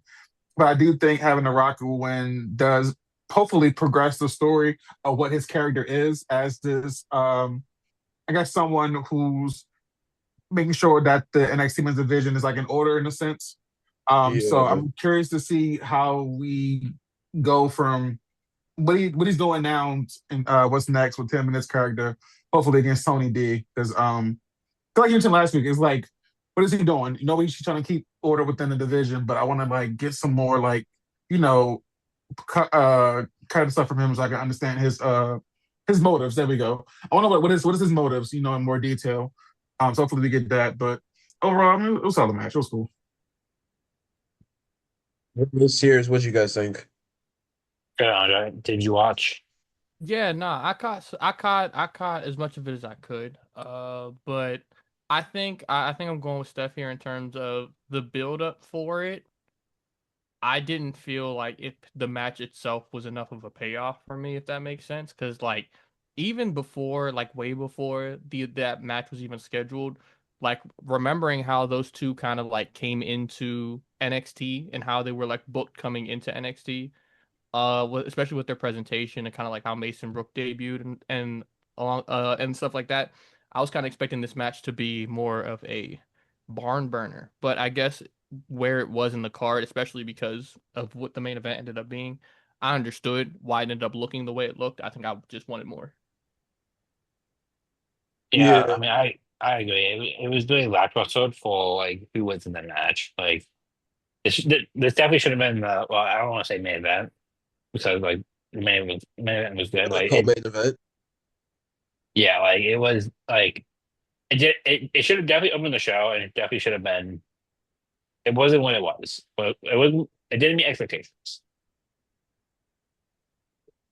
Yeah, because like, dude, when you think about like Andre said, the presentation, when you think about Naraku and how he came in, he was this super dark like figure, and mind you, it's still so early in both of their NXT careers, man. So there needs to be something aside from it just being like just presentation to make them more than just a flash in the pan. Like I was more hooked during the Cam Hendricks match than I was during this Naraku and Mason Rook match, which says yeah, shout out Cam Hendricks. But it says a lot, man. I don't know. I know that the graphs are there. I just don't think the chemistry was there. And I think it was Mhm. probably a matter of fact of Naraku is probably still trying to figure out how he wants to wrestle on WWE TV, and Mason Rook is trying to probably figure out the same. Because to be honest, Mason has a crazy moveset. We know WWE isn't going to let him use half of it. So, like, I'm surprised they're letting him do the finisher where he's got to like basically ram someone into the turnbuckle. It reminds me almost of Braun's like running slam that he used to do, just with a little bit more power. But that's a different point for another day. Um, Anyway, Naraku wins. We get Naraku versus Tony D'Angelo at the Great American Bash. I will be very surprised if Tony D'Angelo wins this match. But again, based off of this match between Naraku and Mason Rook, I know that Tony is a transitional champion, probably. Naraku as NXT champion, based off of this match, y'all better figure out the in-ring first before you give him the belt. That's all I'll say. He better have a Shinsuke black and gold type run. If because he has the potential, has the Yeah. potential. But we gotta actually treat him and we gotta just let people go. We gotta let people go. And I'll say it. Hey, he's under pressure regardless. We know who he's with. He's under pressure to perform. I'm sorry. Like This is fair. when you attach yourself to names, by default you are going to be not necessarily held to their standard, but their standard is going to be measured up against how you perform. You know what I'm saying? Yeah, Whether it's fair or not. You know what I'm dog, saying? your wife is the best bell-to-bell wrestler in the world, dog. Like, let's really talk about it. Like, Yeah, you ain't get currently, no your tips. wife is the best bell-to-bell wrestler in the world. Yeah. But I don't think I think he was just knocking the rust off. I hope, and I think we'll be able to see more of him in the next coming weeks of NXT. Hopefully he wrestles one more time before the pay-per-view. I don't remember when it's supposed to be, but I hope he wrestles one more time before the pay-per-view, just so he can kind of knock some of that rust off. Great Mhm. American Bash is the 28th, I believe, because I think we're putting something together for that. We'll talk about that Yeah. later. 28th. Yeah, I would like to see Naraku have one like in between match before it. Ooh, if we get Naraku versus Keanu Carver based on the segment that they had, that I wouldn't mind seeing. Hard hitting. My I can my see only it. I can my only probably thing is see. that there's too many people to protect there. I can see a tag match potentially. Mm. Naraku and Tony versus wait, yeah, because Naraku is like, I want to protect the belt so that way I'm the one to take it. I get it. I can see that Mm-hmm. happening. Oh man. Speaking of number one contenders matches, let's talk about Helani Jordan versus Kendall Gray. Kendall Angle, as we like to call her up here on the Top Rope Boys podcast. For number one contender match for the NXT Women's Championship. Kaylani and Kendall. Over the last 3 weeks, we have been singing both of their praises, and I will continue to sing them again because this was a damn near 5-star match. This was a banger. Vaughn, I'm gonna pass it off to you because again, you already Graps consultant. Like Grabs I himself. need you. You are our Graps consultant. Please break it down. Um, Once again, you kind of kicked it off pretty good. Like I said, the match was amazing. Kendall Kilani too. Like, it's just one of those things where I've been talking about this for the past few weeks. Like, Kaylani is starting to come into her own as a heel within the NXT Women's division, and it's nice to see. And then you got Kendall, number one. We already know that she's a premier athlete, great graps, wrestler. And then you have Kaylani, who is starting to adapt to Kaylani's wrestling style, which is the more technical, on the ground, on the mat type wrestling. And it's perfect, man. Like, it's just nice seeing the growth from Kaylani from an in-ring standpoint and from a character standpoint. Because once again, when she first came, she's like the acrobatic stuff here and there, the high flyer, to her now, like pulling submission moves out of nowhere, with the dope technical reversals. So it's just, I don't know, it's just seeing those two go at it. Like, I hate to throw this term out, but I think they're wrestling soulmates. Like, I don't know, every time they lock up, like it's poetry in motion, man. Like, it's perfect. So we got another Dude, banger match between those two. What's up? the two of them could very well be a WrestleMania main event. WrestleMania 52? Yeah. See it. Actually, we Like, didn't need to wait that long. We could get it probably like 47. yeah. 7. Yeah. So I don't know. It was just good, man. So definitely one of the ones I took notes on for Bell to Bell coming soon, I promise. And like I said, I'll definitely give a more in detailed graph review on that. But it was perfect, man. Like, I want them to wrestle every week. Like, I just feel like Lola, Kaylani, and Kendall cannot do wrong. Like, each week they're just getting better and better. So shout out to those two. I know we're gonna get a banging match in Kendall and Lola at Great American Bash. I want this to somehow turn into a triple threat. I'm hoping we get some interferences or something, or some type of like backstage feuding or fighting that leads to a triple threat match. But I wouldn't overall, be surprised if Kaylani costs Kendall the match at Great American Bash, and then we get a Heat Wave triple threat. there we go. That probably works too. So that said, they've been running a division. Like I'm loving what I'm seeing from all of them. So shout out three of them. Shout out Kaylani. Shout out Kendall.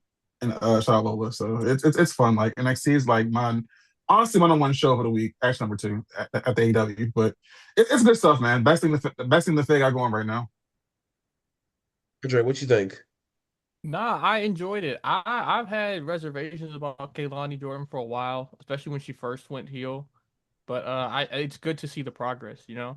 I think that's one of my more favorite parts of like watching wrestling for long periods of time, is you get to see how some of the younger people progress. Like looking back, especially like looking back when like 10 years ago. Well, yeah, we in 2026. Let's do the 2016 gimmick. 10 years ago, Chad Gable was a part of American Alpha. He was going toe to toe with the Usos, and now like look at where the Usos have been since then. Look where he's been since Usos then. cut one of their best promos on American Alpha then. Ooh, might be their best. Might be their best promo. When you see them chills get on your body, and you see it feel up your spine. Yeah. It's not paranoia, it's the Usos. Sorry. But I was thinking the same thing, dog. But yeah, no, I like what you talking about with the progression. It's one of those things where it's like you get to see them really like it's like Pokemon. You get to see them evolve into their final form. Exactly. Kaylani Jordan is just in her dang. I'm gonna say Pikachu because I know he's the middle of his evolution, but not necessarily Pikachu exactly. Mm-hmm. Like I was gonna say, see, I don't even want to say the name because I don't know the evolutions anymore. They blanked out my head. That's crazy work. Wait, are you talking about? Are you trying to think of the last evolution of Pikachu? No, oh no, I know the three evolution of Pikachu. I was thinking of a different Pokemon, but I could only think of Squirtle. I don't know what's after Squirtle. Or Turtle. Yeah, that's where Kaylani Jordan is. She'll be Blastoise soon. I was about to say she's in her Charmeleon stage right now. Exactly. Yeah. But nah, dog, like it's really interesting to see. I really do believe that it's gonna end up being a triple threat at Heat Wave. Yeah, because Heat Wave's gotta be the next one after Great American, right? Yeah, let's say so. Absolutely. That's their summer show, the big one. So yeah. Can we keep pay-per-views consistent? I miss the days where it was just the same pay-per-views month after month. Man, I could keep I'm hoping that we can keep Evolution consistent. That's the only pay-per-view I care about being consistent. I'm with you, but asking WWE to keep that pay-per-view consistent is look, they need to take a look at their women's locker room and realize it needs to be. But anyway, moving on. Speaking of the women's locker room, let's talk about the main event for NXT. God, these transitions are good. Anyway, let's talk about the main event for NXT. Thank you. Tatum Paxley versus Zarya for the Women's North American Championship. Now, y'all, elite graps. Great graps. Great story. When you think about the overall story of Zarya's character and her coming in as this huge powerhouse, her kind of having an awkward footing and placement in the locker room, then getting paired with Zaruka having their split over the North American title. Then obviously Sol goes off to the main roster because she just got so over. And now Zarya fighting for the North American title and winning? Hey, what's that thing the kids like to say? Absolute cinema. It's about time. Like it's like one of those things where like she came in so hot. I had no idea who she was. She came like, who's this? I'm interested. I'm invested. Like, oh yeah, but no, she's just strong. But I saw she had an F5 and a spear. I'm like, give her the title right now. Like, so and it's like what she got was so she kind of got nerfed. So I'm glad that that Soul is on her own thing on the main roster now, so we can get that Zarya we've been clamoring for. Even in her entrance on Tuesday, like the aura felt back. Like I got chills. I felt something, So ooh, did you see the extra smoke that they put in her entrance? Like the aura is back. Like we have Zarya back, the one that came here, with the surprise, vignette and stuff from a year ago. So I'm just glad that Zarya's back. The match was amazing. Tatum Paxley has easily been the biggest workhorse in NXT, in my opinion, in the women's Absolutely. division over the past year or so. So shout out to her for number one, being as consistent as she is, and then putting over Zarya in that match. Because once again, like we need some more heels, and I'm hoping Mhm. that this eventually catapults Zarya into the main event scene where we can get her with like Kendall and with Lola and those girls up there. Yeah. Like that's gonna be great hoops. So Also, Zarya's back, y'all. Zarya's back, and Zarya I'm is back. excited. She's back. Also, So speaking on Tatum, like apparently she might be saying her goodbye to NXT because you know how it is. The PC, everything that comes out the PC, they be tweeting, they be texting. Someone caught a picture of Tatum having a little teary goodbye, so folks are speculating. So say take that with the breadcrumb, like you will, if you will. yeah, I peeped that. So well next to her, I'm excited. And then like I said, I'm just ready for Zarya to hopefully go on like a terror ring. Like I need her every week. Someone's getting spared or F5. They have to. Somebody's getting Right. put through a table. Like I need her to go out there being aggressive and really putting everybody down till someone comes in like contest her. So just keeping her look strong. Like, she's back. I'm excited. Like that literally made me smile at the ear, just seeing like that match and her being back to that form. So shout out to both of them. Sears might be the only one who gets this, but I need a Jade Cargill TBS run from Zarya. Just Squash her matches. just her running through folks. Just absolutely run through. They don't all gotta be squashes, but she gotta run through everybody. Just Mm. run through everybody in the mid card. Start with Wendy Chu, Carmen Petrovic, Izzy Dame, whenever fucking like Ren Sinclair. Go through everybody, dog. Make it a weekly thing too. Like Yeah. You can. Like make a real show out of it. But Sears, what you think of the match? I mean, I agree with you guys. I mean, honestly, it was a excellent match. Exactly what I needed. I feel like Tatum Paxley was just kind of the same position that Tony Angel is in, where it was like she was just sort of going through the belt until like, the next person without like a clear story in mind. Yeah. Um, so I mean, it kind of like it makes sense that she lost the belt. I'm told that she's going to take time off Mm, and then get moved up to the main roster, which I think is great for her because like one, we already had a bunch of NXT call ups and we're already like we got to build them up before we can bring new people. yeah. But I also think that NXT is outgrown NXT. So I'm gonna say to see that. And then I mean Zarya is champion, so I mean I'm gonna say to see because like when she came in, like she was presented as like the female Brock Lesnar. And if you guys she got notes, but now she's been released from acting purgatory. I think like she's gonna be dominant. I honestly I'm surprised she wasn't put in the world title picture. But I Yeah. guess this is also a good way to see like how she does as champion before she takes over the division. I mean, hey man. Um Tatum Paxley is a two-time North American, yeah, two-time North American champion and a one-time NXT champion. So we'll see, man. Mhm. They can bounce between title scenes for her, honestly.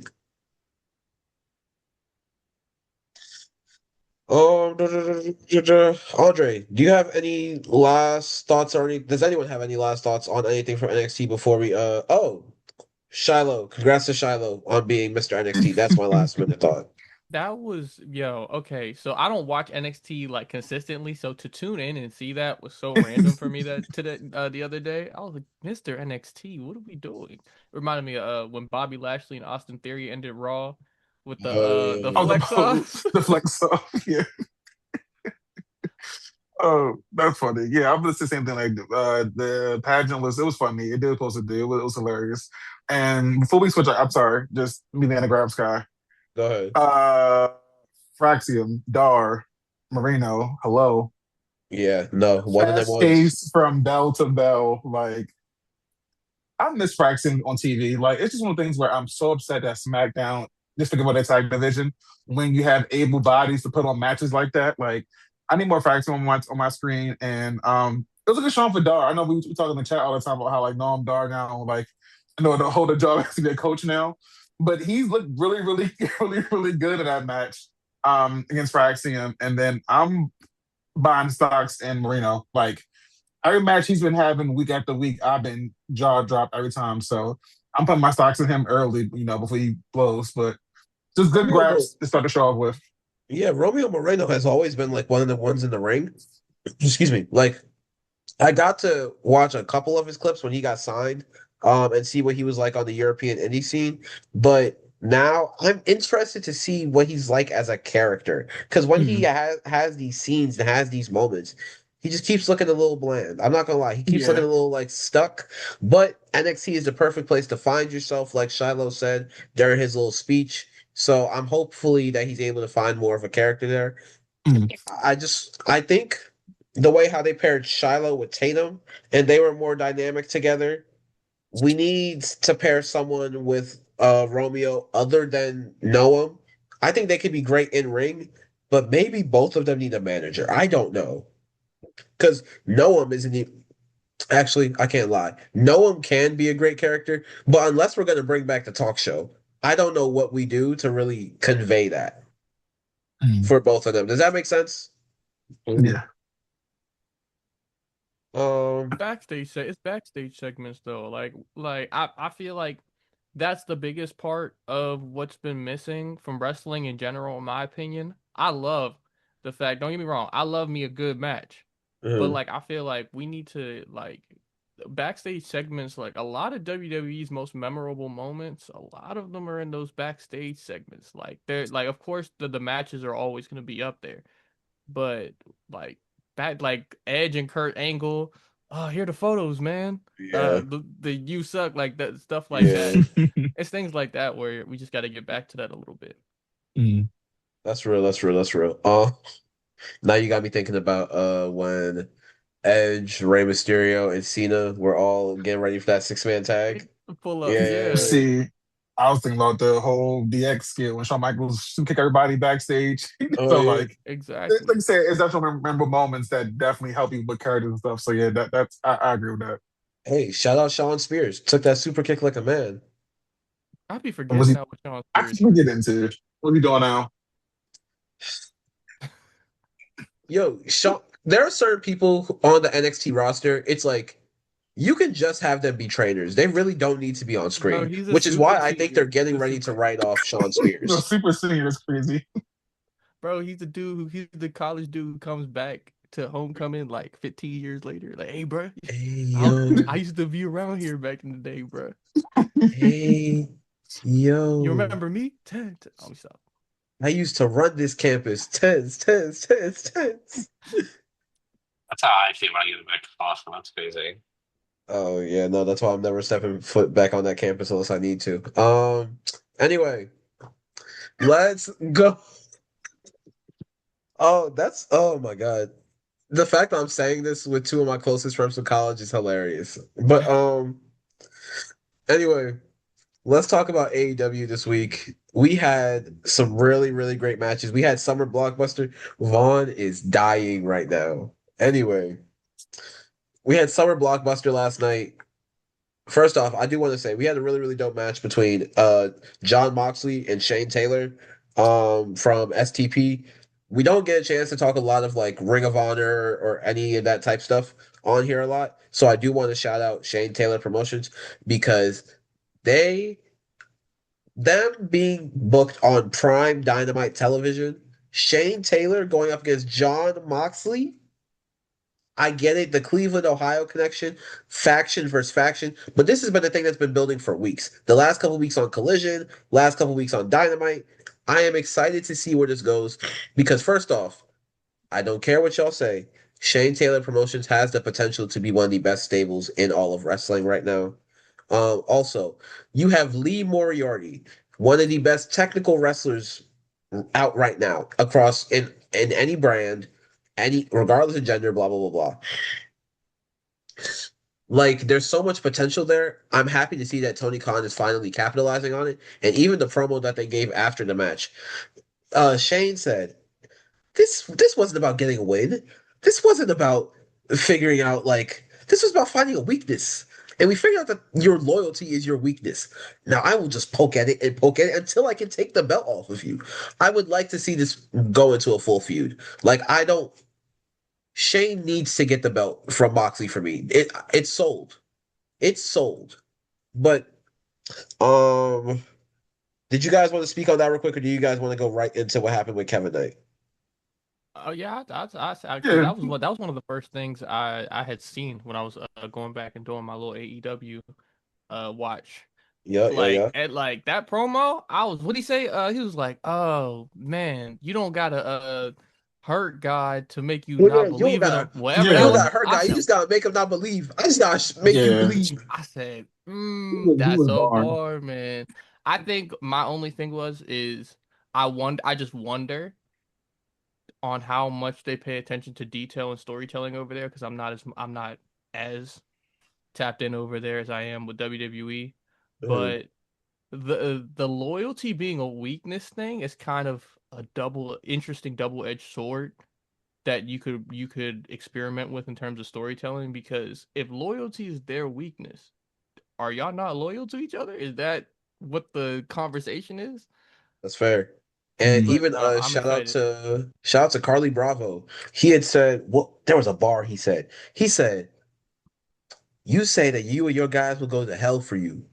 Well, we got three of the most decorated veterans that wrestling has ever seen. So you know what we going through? War. That was a Yeah. bar.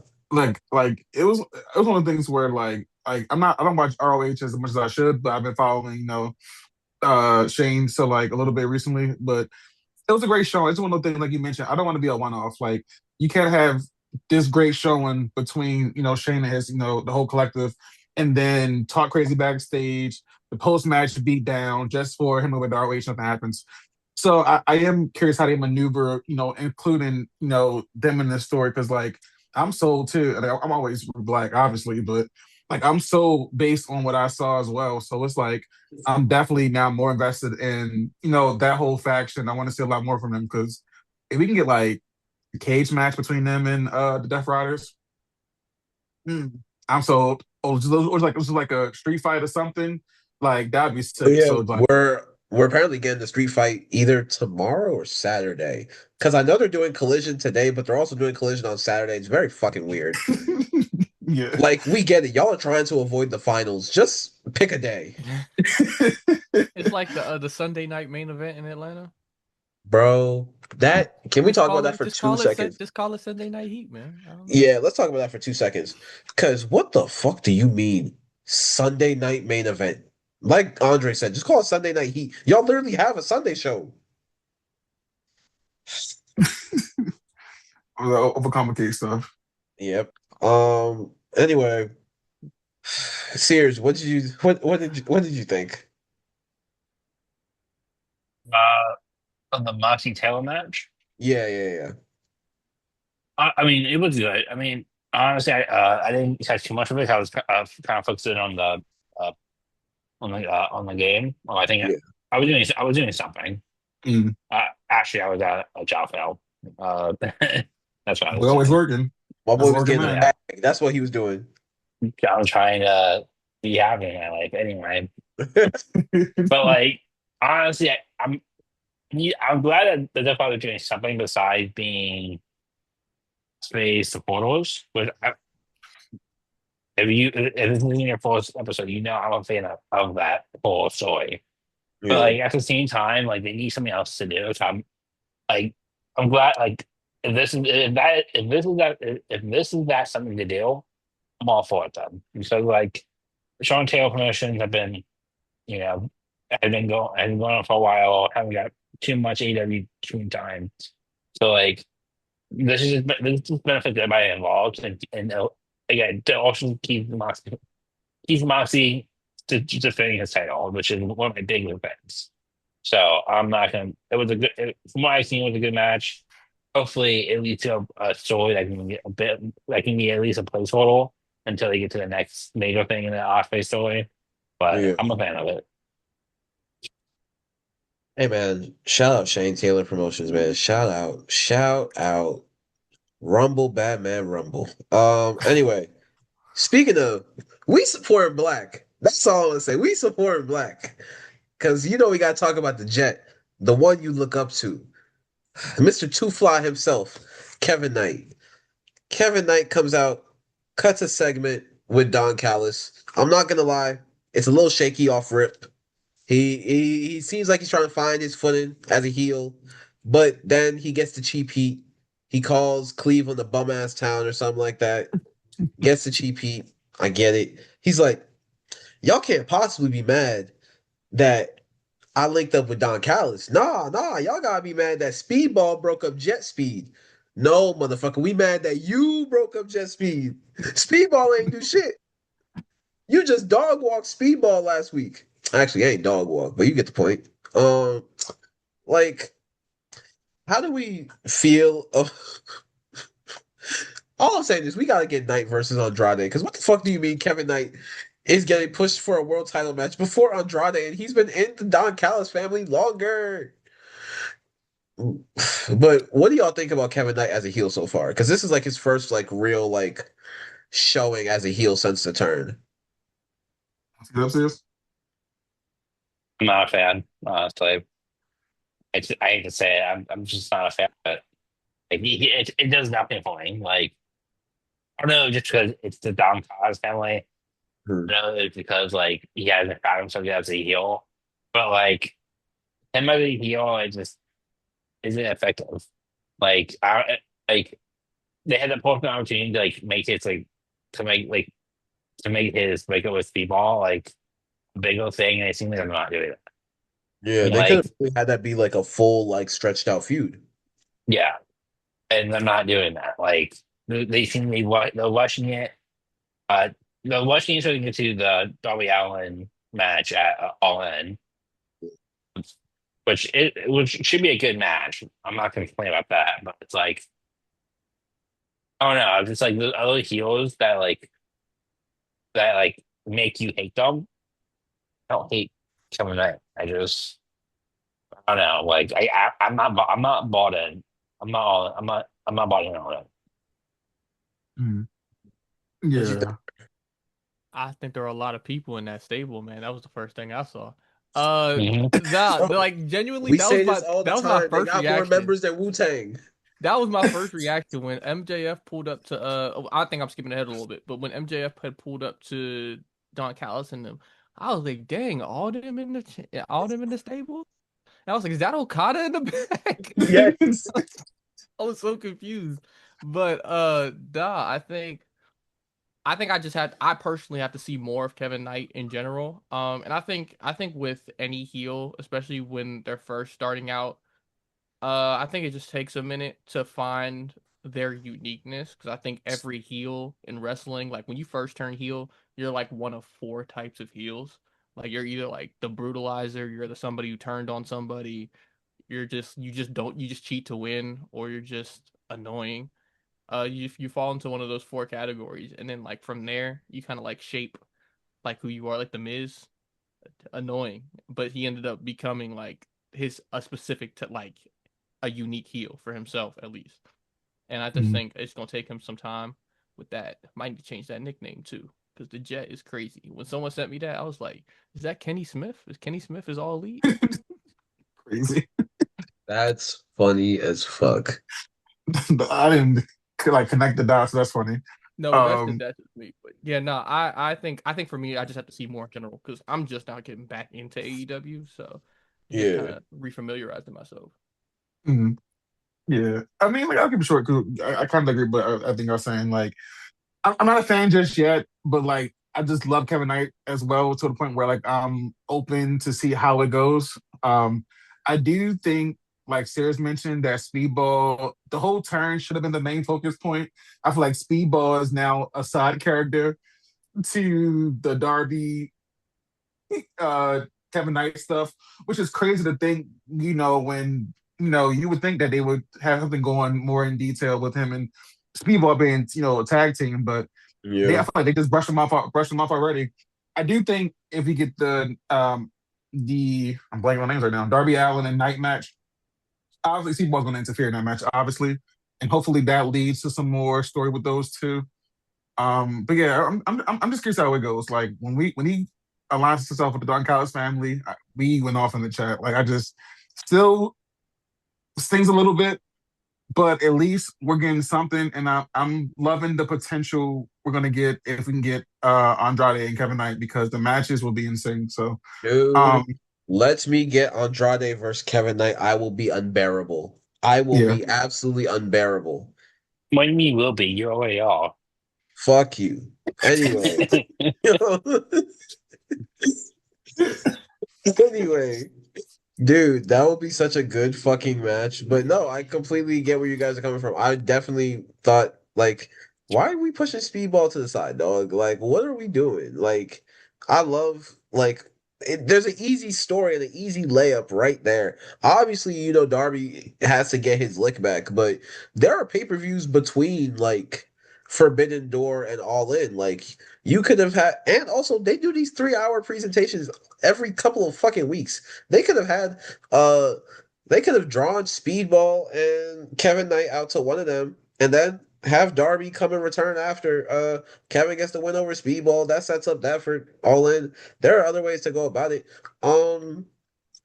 My I thought it was very funny how Kevin Knight said, "Hey, that signing bonus to sign with the Don Callis family, that wasn't too bad, not that the Jet needed it though.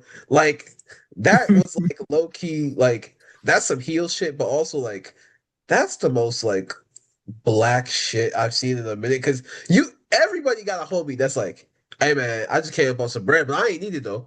But I came up on a little bit of extra cheese, you feel me?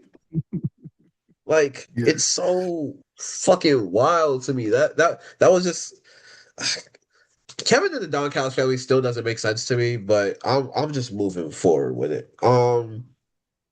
We need to bring Now, back. We need to bring back Hitman type wrestlers. mm, We need to I bring like back that. actual Bring back Hitman type characters. actual like going to the office and type like APA, but like for Hitman. Yeah. That'd be kind of fun. Nah, I see division. I see division. Speaking of Andrade had a banger of a match against Orange Cassidy. I don't want us to skip over that for real, for real. I don't have much to say other than the fact of great graps. I never thought I'd see tearaway jeans. Yo, that killed me. Yeah, That killed me. that was funny as fuck. Orange Cassidy keeps finding creative ways to keep a match entertaining, and I applaud him for that. Yeah. Like I said, just keep it short because I know we spent a good amount of time right next to. It was a great match. Definitely enjoy, the comedic acting in it as well. Shout out to Leo Rush. Had a little cameo with him getting Oh yeah, selfies Shaw Leo. with both of them. But yeah, man, that was like I said, another match that I took notes on, for potential, better belt for the week. So it's just like always, AW. I think I put this in the chat. Like AW gives us like PLE worthy like grabs every week. So it's like at this point, it's like I don't expect less from them at this point. Like the match was just fantastic. Like Yeah, the um standard is just so high. yeah, especially when it comes to like the in ring grabs. So great match. And like I said, definitely something that has me more invested in like not invested, but I want to see more Orange Cassidy, more Andrade. Like I want them like getting these little grabs from every week. So it has been safe for Forbidden Door, and hopefully we can get them involved in Forbidden Door somehow. They have to like perform. Like I need it. Fair. Um, ooh, do we want to talk about my world, Sky Blue? All right, let's talk about it. First things first, before we say anything, what I will do, and I'm gonna try and make sure that I remember to do, in the link in the description on YouTube, Spotify, all that, I will attach the GoFundMe link for Maya World's brother who recently passed. My condolences to her and her family. Send thoughts, love, prayers, all of that jazz. We know that it's a hard time, but now I'm about to give the utmost of flowers now that I've given that context. This is my match of the week. Like, no bullshit. This is my match of the week. Spoilers, we're going to try and start doing match of the week towards the end of the episodes. This is my match of the week so far, guys. Like, this shit was beautiful, especially knowing the story built up to this. Like, Sari wasn't medically able to compete. They took her out of the bracket. Maya World was a last minute example.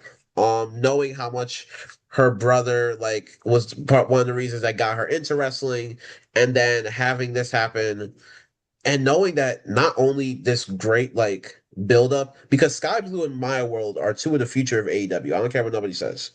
They put on great graps as well. Like it was an amazing like match.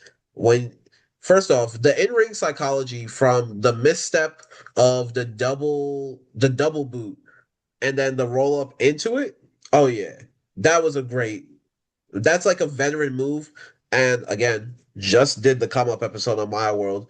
She's been wrestling like maybe less than 5 years, maybe 5 years. Like she's still relatively new in this game. So really, really good match. Sky Blue did her thing. I think Sky Blue on the offensive because she was dominating that match. That is a beast. Like that's something that we don't get to see a lot of. And that was something I really, really took a lot of joy out of. But what did you guys think? Um, it's my first time seeing my world like perform. So like I heard the name a lot, through the chat and do stuff. So like I was really, really excited to see like, okay, I'm seeing who this my world person is. And I thought the part for me. Like I'm a fan now. Like one thing I will say about the AEW women, which I not to compare them to the Fed, they are hard hitting. No matter the match type, don't Yeah. matter who's in the ring, they're gonna hit you in the mouth. And that was such a hard hitting match and technical as well, which I loved. So um, I haven't seen too much of Scott Blue since like I'm kind of getting back into it, but man, like I'm more a fan of her as well. So this whole I would say Owen Hart tournament has definitely put me on to like wrestlers I haven't seen in a while as I'm getting back to AEW myself over the past few months. Mhm. A great showing. Like I want more My World. And we getting her and Athena next week. Like I'm so excited for next week. Like That's gonna her and be an Athena, insane fucking match, dog. that might be match of the week, next week. So I'm just excited for the future to see, how that goes. And hey, if they wanted to, her and Mercedes would be tough too. So I'm just saying, I'm just playing out there if she Oh was to beat yeah. Athena. But overall, great match. I'm a fan of Maya World, after saying that. And, shout out to her for being able to do that, with especially dealing with that with her brother. So just extra kudos, extra flowers to go out there and put on a match like that with everything, she's been dealing with for the past few days. So shout out to her, shout out to Blue. Andre, what'd you think? It was a good match. This was kind of like my first introduction to both of them, so it was a fun watch. Honestly, I think that's where like kind of watching AEW every once in a while it gets interesting for me because it's just yeah, especially watching it not having the context of anything. It's Yeah. kind of just like being able to kind of just like objectively to a certain extent watch it, and I kind of just enjoy watching them go back and forth. I also think it's very interesting, and I like the fact that AEW is counter running this Owen Hart tournament against the King of Ring tournament. I didn't put that together till we just started talking about it. But I was like, that's an interesting choice, but I Yeah, don't I hate literally it. didn't put it together until I had a homie text me that yesterday. Yeah, I'm saying, and like I don't hate it. I don't hate it because it's like that's what these tournaments really are for. It's just to kind of they're supposed to be showcase matches. Like we were talking about earlier, how the which fatal four way match we were talking about. Oh Tonga fuck. the Tonga match Yeah. with Ross and them to making sure like it was like a midterm, making sure Yeah, you guys could wrestle. Talatonga, Evans, Rollins, and Ricky, yeah. Yeah, it had made them earn their contracts, but it just feels like a midterm test. You know what I'm saying? That's what these tournaments feel like. Like, Oh, hey, y'all don't bro. wrestle all the time. We just making sure you still got it. All right. Sears, what you think? It was a good match. I mean, I'm not gonna talk about it too much. You guys covered it all. Wasn't really familiar with my award, uh, but I mean, I'm not surprised she won. She won. I don't think I didn't see a war where we got two heroes going at it with each other. The we the winner faces. We now have Maya Ward versus Athena coming out, right? Yeah, so it's My World versus Athena for the semis on one side of the bracket, and then Hmm. Mercedes versus Hazuki is happening next week on the other side of the bracket. Yeah, so I mean, it makes sense for Maya to win. I am intrigued. I am intrigued who's going to with that Athena match though. I can go either way. Yeah. Um, but overall, great match. Great way to it was a good match overall. I still think it's gonna be Mercedes Athena in the finals. That's just me. But Oh, for sure. uh, I honestly, if they want to go Mercedes Maya, I would love it. I would love it. I just feel much like the veteran rookie type dynamic that could be. I feel like that could be a nice little build up with that whole rookie type dynamic, especially with like I don't know. I feel like that could be like some good like stories, as underdog. But the thing that Mercedes is going to be fired too. So whichever way they Yeah, go is going to be fired. it's gonna go crazy. Let's see. Sears, you want to talk about Swerve versus Brody? Yeah, so we already know that Ospreay is in the finals of the men's side of the tournament, but this matchup between Strickland and Brody King was for the we were to see who would meet him in the finals, Hmm. and it's sort of kind of a men's match. So we know that we saw them go at before, I believe at was it Revolution? No. Yeah, it was Revolution. No, no, no, no. What was the one they did in LA? Was that Revolution? It was whichever one was in LA. What? Contract. Yeah, but no, Swerve and Brody definitely do have a history because they were fighting over the dangerous man and most dangerous man in AEW title. I thought Most that was a stupid dangerous. motivation, but yo, can I tell you real quick before we get into the match? I hate the new theme song. Like, still, I was waiting for it to like grow on me, but I still hate the new theme song. Huh. Most dangerous. Yeah, Most dangerous. like I get it, and usually I would never hate on anything that Raekwon is involved with because I'm such a Wu-Tang fan, but I don't like that shit like at all. Like that shit was like it wasn't dog shit, but the song just doesn't hit for me, and it's not better than Swerve's last one. Swerve when I drive, fresh, oh fuck. Sorry, that joint still hits. Okay, wait, Swerve's new theme or Yes. Liv's new theme? Hmm? Oh, swerves. I Both. hate lives. I hate lives thing. I Swerve's new hate theme it. over Lives for sure, and yeah, it was Trouble. I Revolution. hate it.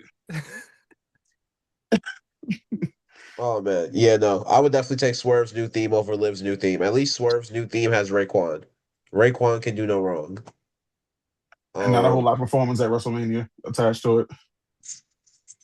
that is still so insane. That's still so like wild to me that they had her do that. I had to respect it. Like I full, know. nah. I'm just talking about in terms of like the performance aspect. Like I had to Okay. respect like her doing that and then going to wrestle a match. That's crazy.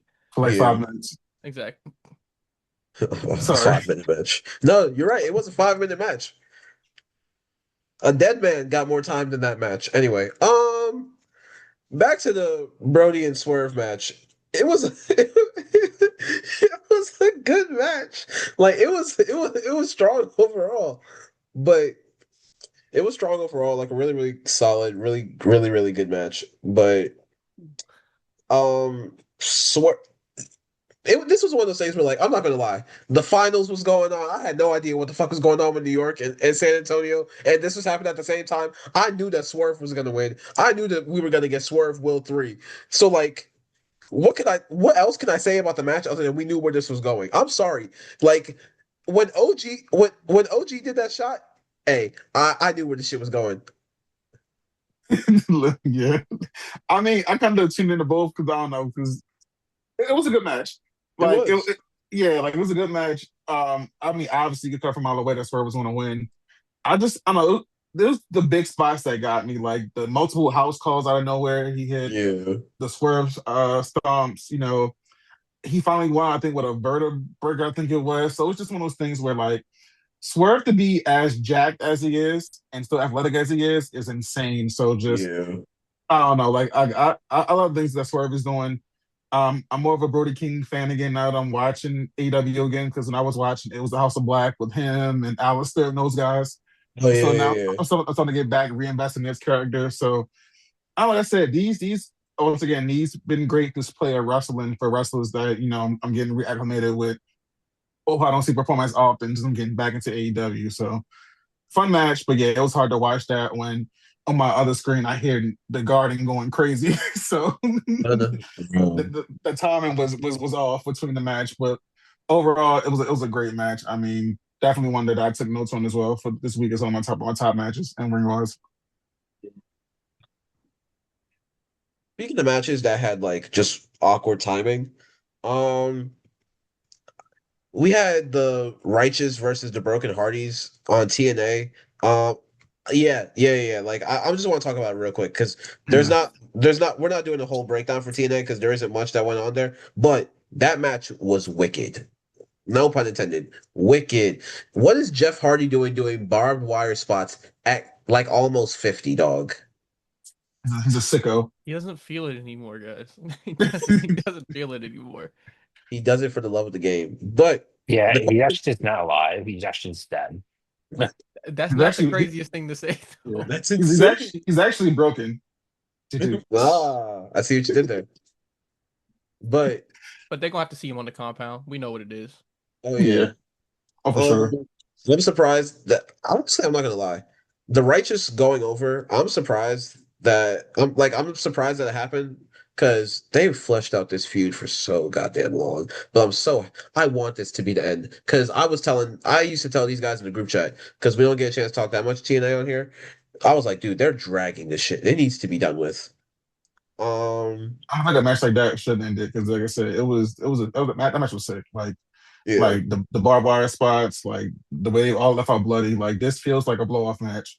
So I hope we don't get that laugh tonight and Jeff and Matt come back out and interfere. So I agree with you on that part. I'm gonna be so annoyed if that happens. I forgot that TNA was tonight though. I keep forgetting today's Thursday for some reason. Anyway, the big question I do want to propose to y'all since we're talking TNA a little bit, it's obvious that TNA to fans right now is not in its most well-received era. I'm trying to be very polite and very It's careful with my Mm, goofy. words.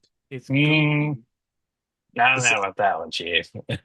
We're low. We're not good before we're low. Okay, yeah. we can be a lot lower down in TNA. That's true. But I think mind you, the first clip of TNA when I was doing my due diligence for today was Mhm. that intergender match. I Mm. I I watched the lead up to it and I watched the match. Man, I understand he's a heel. I did not like that finish. That was a choice, man. I hated it. To So the for lie. more, The so Lei Ying Lee and Mr. Elegance match, that was the I'm sorry. I gotta be completely fucking transparent here. That was a That's the most humiliation dog ritual. shit match I have seen all goddamn week. Yeah, just give me 2 minutes.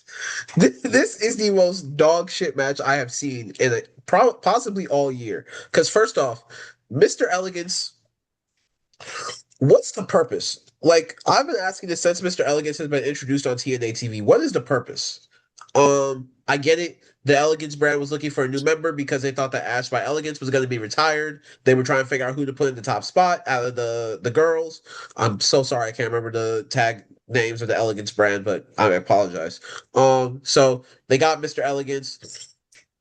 I figured, oh, Mr. Elegance is gonna like try and get an international title shot. He's gonna try and have some sort of substantial feud on the men's side. I can see Mr. Elegance versus Elijah. This could be a thing. No, he is a valet. And I mean that with all the intention of the word valet. Like, they've reduced him. And the thing is that I'm sure that he can go in ring. I'm sure. But you've made him a comedy act that doesn't go well, isn't received well with fans. His first match in ring, correct me if I'm wrong, somebody needs to research this for me, was against a literal geriatric man. His debut match on TNA TV was against an old man. Someone, please double check that for me. Because I'm so certain that it happened. I just don't remember if it's his first.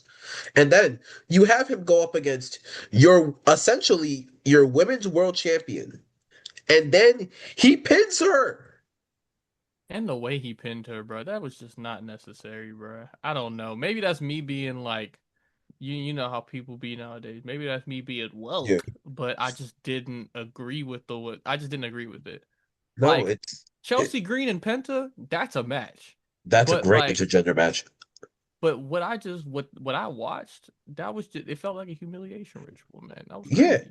And so here's the thing, man. Like, I have no problem with intergender matches. It's just It was an old man. it was an old man. Cool. Like, Action, Oh yeah, it was. action, Mike Jackson. Dude was born in '49. Yep. So I know what the He's fuck I'm 76 talking years about. old. Yep. So here's what's gonna happen, right? This is actually a great segue into my next point. What would y'all do to fix TNA?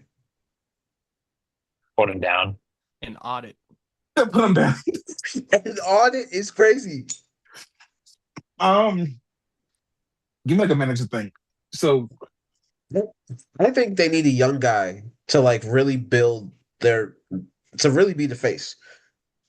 Cause I know y'all have seen the reports this week. Apparently, Mike Santana is being approached by WWE. Apparently, Oh, Leon God. Slater might go to AEW. Oh God. Which, by the way, I've been saying this all week. If Leon Slater goes to AEW after being offered an NXT championship shot, being on John Cena's last show, taking the X Division title on SmackDown, NXT, and all this WWE programming, that will be the biggest lick in the world. I love it for Leon. Well, I here's the thing. mean, Here's the thing. If I'm Leon Slater, right? Let's all put ourselves in the shoes of Leon Slater, right? Uh-huh. Historically, what is more likely to happen if I sign with WWE? They gonna shove you in the mid card, dog. You not gonna get no type of push unless your Yeah. unless your last name Not is Fatu. not built not and again this goes to the conversation of how WWE like portrays like people, especially not like with his smaller stature. They Yeah. don't do that. They don't do that anymore. It was Daniel Bryan, and then they said, all right, that's enough. You guys are good. Yeah. he's about to become Leon Evans and become attached with Javon Evans. Oh, did I say Leon Evans? That's crazy. That probably is all they would do though. They would run that tag team back. They would Yeah. run.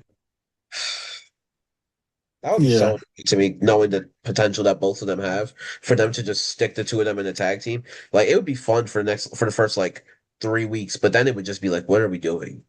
Mm, Yeah, we gotta stop. We gotta stop sticking tag teams together just because they look similar. yeah. I second that.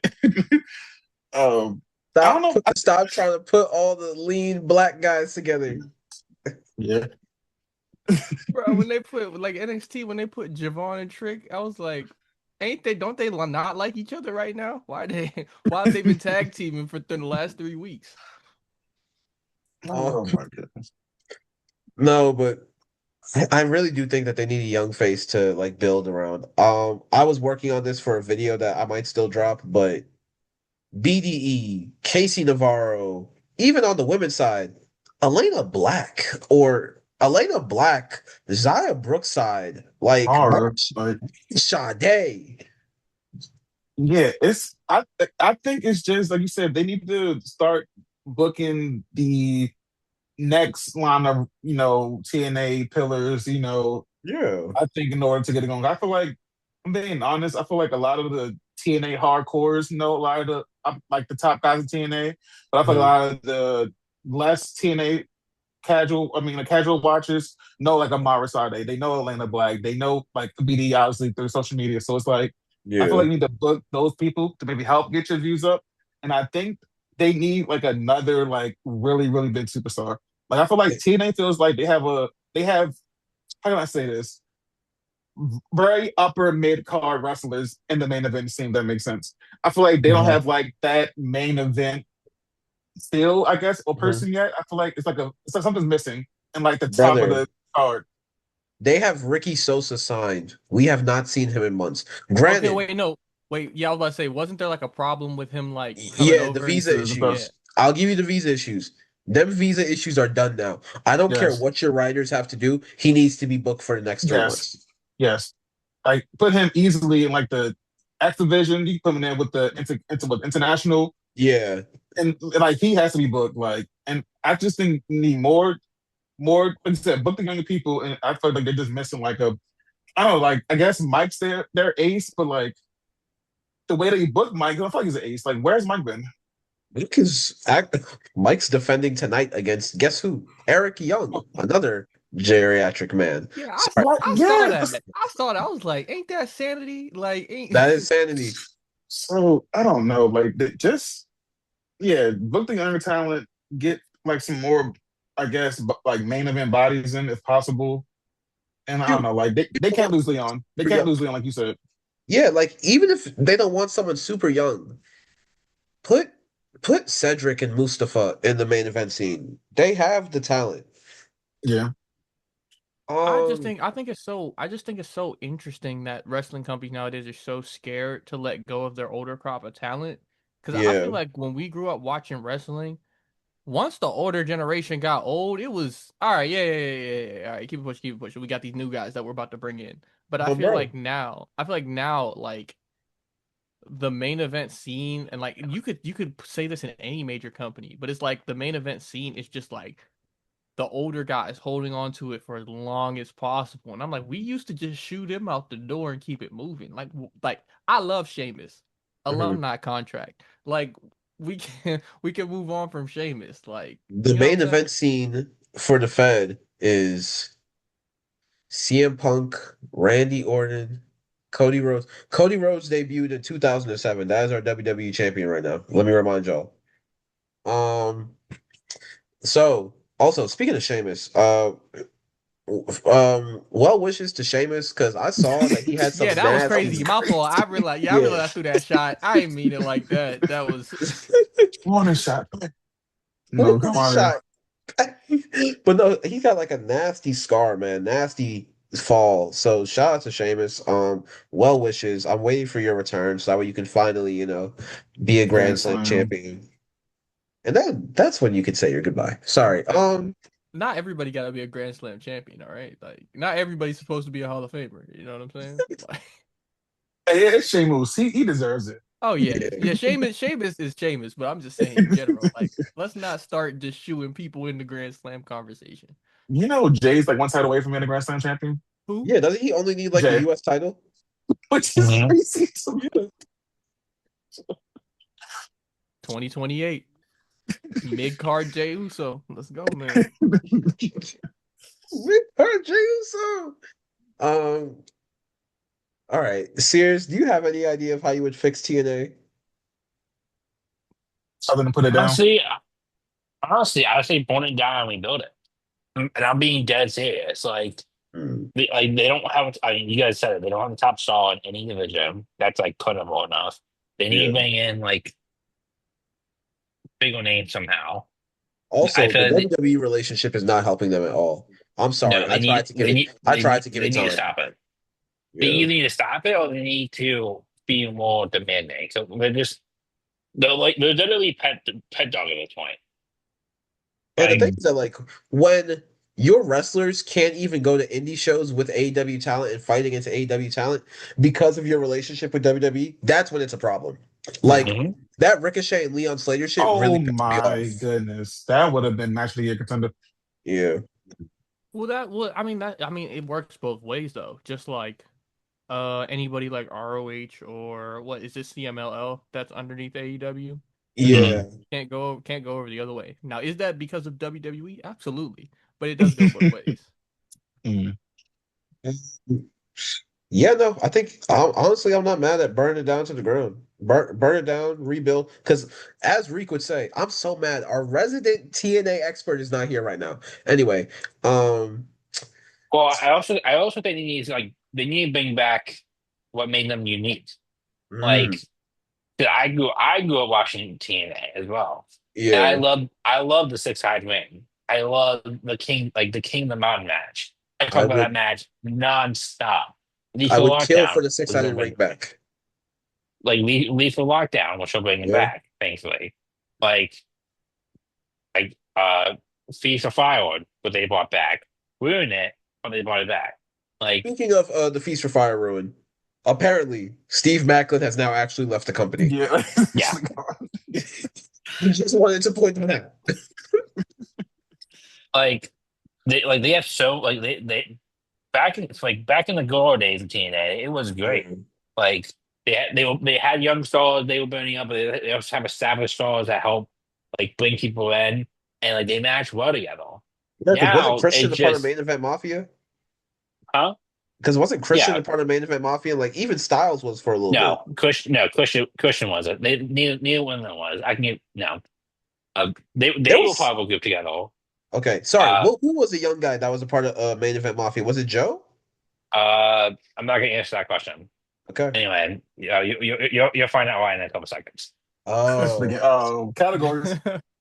Um, anyway, but like they just don't have that now. Now it's just a bunch of like mid carders that they kind of push, but they don't really push. Like, yeah. Got you. Got you. Yeah, that makes sense. I think it's because older WWE stars are like so scared to leave now, because like mhm. everything is so comfortable and corporate up there. Like, because that's it's in my opinion. Like, especially like when remember seeing TNA, Yeah. that's what made TNA stand out to me. It was like, oh, is that Kurt Angle? Is that Yeah. Christian? Yeah. Like, Yeah. and then you see these bigger names, not necessarily out of their prime because they weren't. They like Kurt Angle definitely wasn't out of his prime.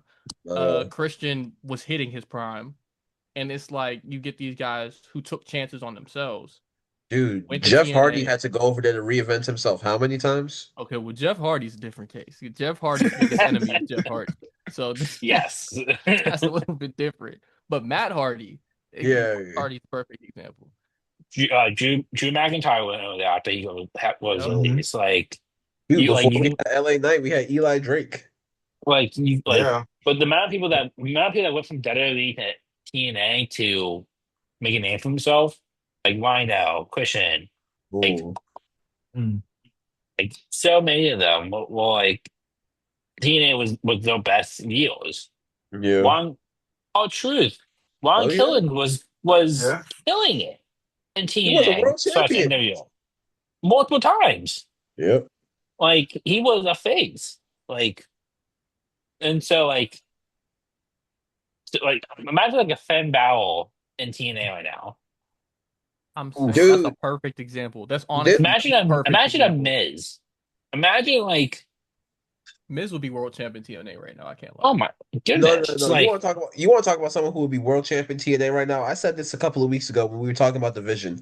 Austin Theory would be an amazing TNA yes. world champion. Yeah. Imagine Natty in TNA.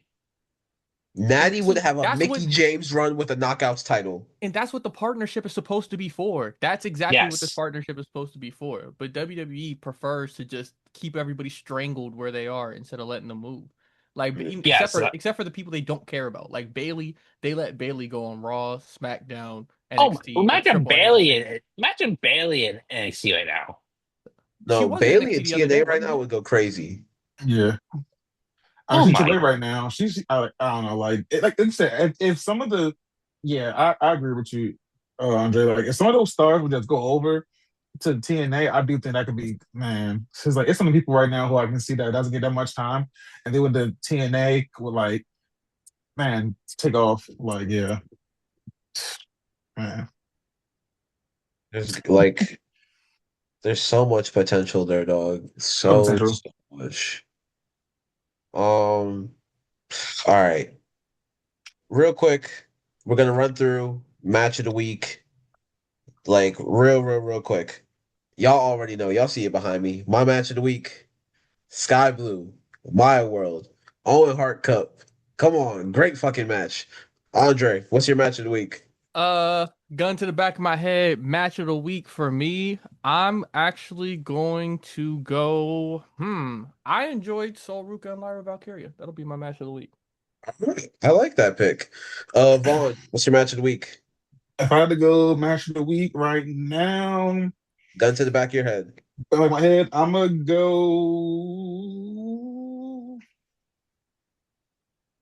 Orange Cassidy and Pac. I'm not saying Pac. Orange Cassidy and Andrade. Once again, just from an interview perspective, there was, it was just great technical wrestling, great reversals. Everything about the match was just like perfect from an in-ring standpoint. So I go with that. Fire. Sears, gun to the back of your head. What's your match of the week? second Andre versus Owen Cassidy. I mean, two great wrestlers. I mean, it was fun. Owen Cassidy did his thing with the pants. Like, I mean, I'm also just a big Owen Cassidy fan myself. So, like, Owen Cassidy would never have a bad match, in my opinion. Owen Cassidy, want, if you want to do anything with us, Oh yeah. come on the pod. Come on the pod, man. Come on. But like, yeah, that was just a fun match. So I'm on a second Vaughn. All right. Like, yeah, So big, like Graham Lato, am I right, Vaughn? Hey man, keep it. Hey Marley. Oh, you keep it Marley too. Marley. Keep it Marley.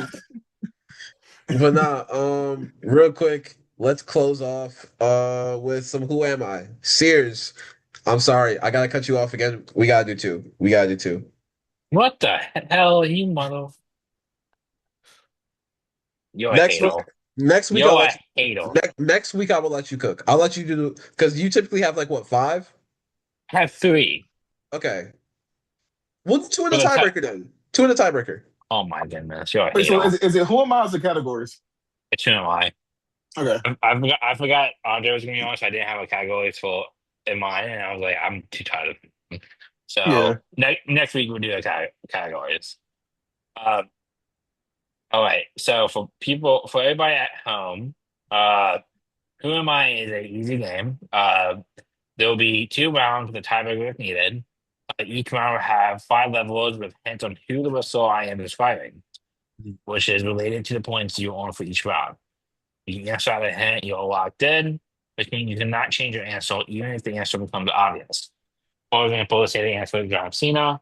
Hint one would be worth for 5 points. Would be something really vague, like former WWE champion. And if you want to take the gamble, you can lock in and say John Cena, or take a guess. But once you send me your response, your answer, you're locked in. The hint two for 4 points could be like one built the Royal Rumble and Money in the Bank. Somewhat less vague, but still very vague. So you're not most likely not gonna get it. And three we have 3 points on Massachusetts, and two for four. And four for two could be like last championship one was the Intercontinental Championship. And five is like really a very like the answer. Like slogan was never give up and hustle will retain respect. Andre, did that make sense? Yeah, how are we sending it? Are we just typing it through the Zoom chat? Uh, so the number that's so you can text it to me. You should I sent you the link to the rundown. So you can that's my number. So you can just send yeah, All right, bet, if bet. that works for you. Yeah, we're good. So yeah, let's get Let's get into the into it. first one. Andre, I want you to pick a number between 1 and 4. Two. Deal? Okay, cool. So the first hint for 5 points is they started wrestling in 2004. Okay. Started wrestling in 2004. Okay. I'm assuming no one's locking in. No. Please don't lock in. I'm definitely not locking in. I wanted to snipe, but I'm not going to. If you sniped, Andre, No, oh I'm my not. goodness. Only one person got it right on the five, and that was Steph. Because he needed it. They need it. He didn't even win at that point. Anyway, hint two for 4 points is they have wrestled in the Indies, OH, and WWE. They have wrestled for the Indies, OH, Ring of Honor, and WWE. Man. I don't want to shoot because I feel like I'll wait. I'll do one more. Yeah, Yeah, I'll do one more. I'll do one more. Okay. They have been a part of four wrestling stables, at least in the career in WWE. Four wrestling stables in WWE. Four wrestling stables in WWE. Mm-hmm. Okay.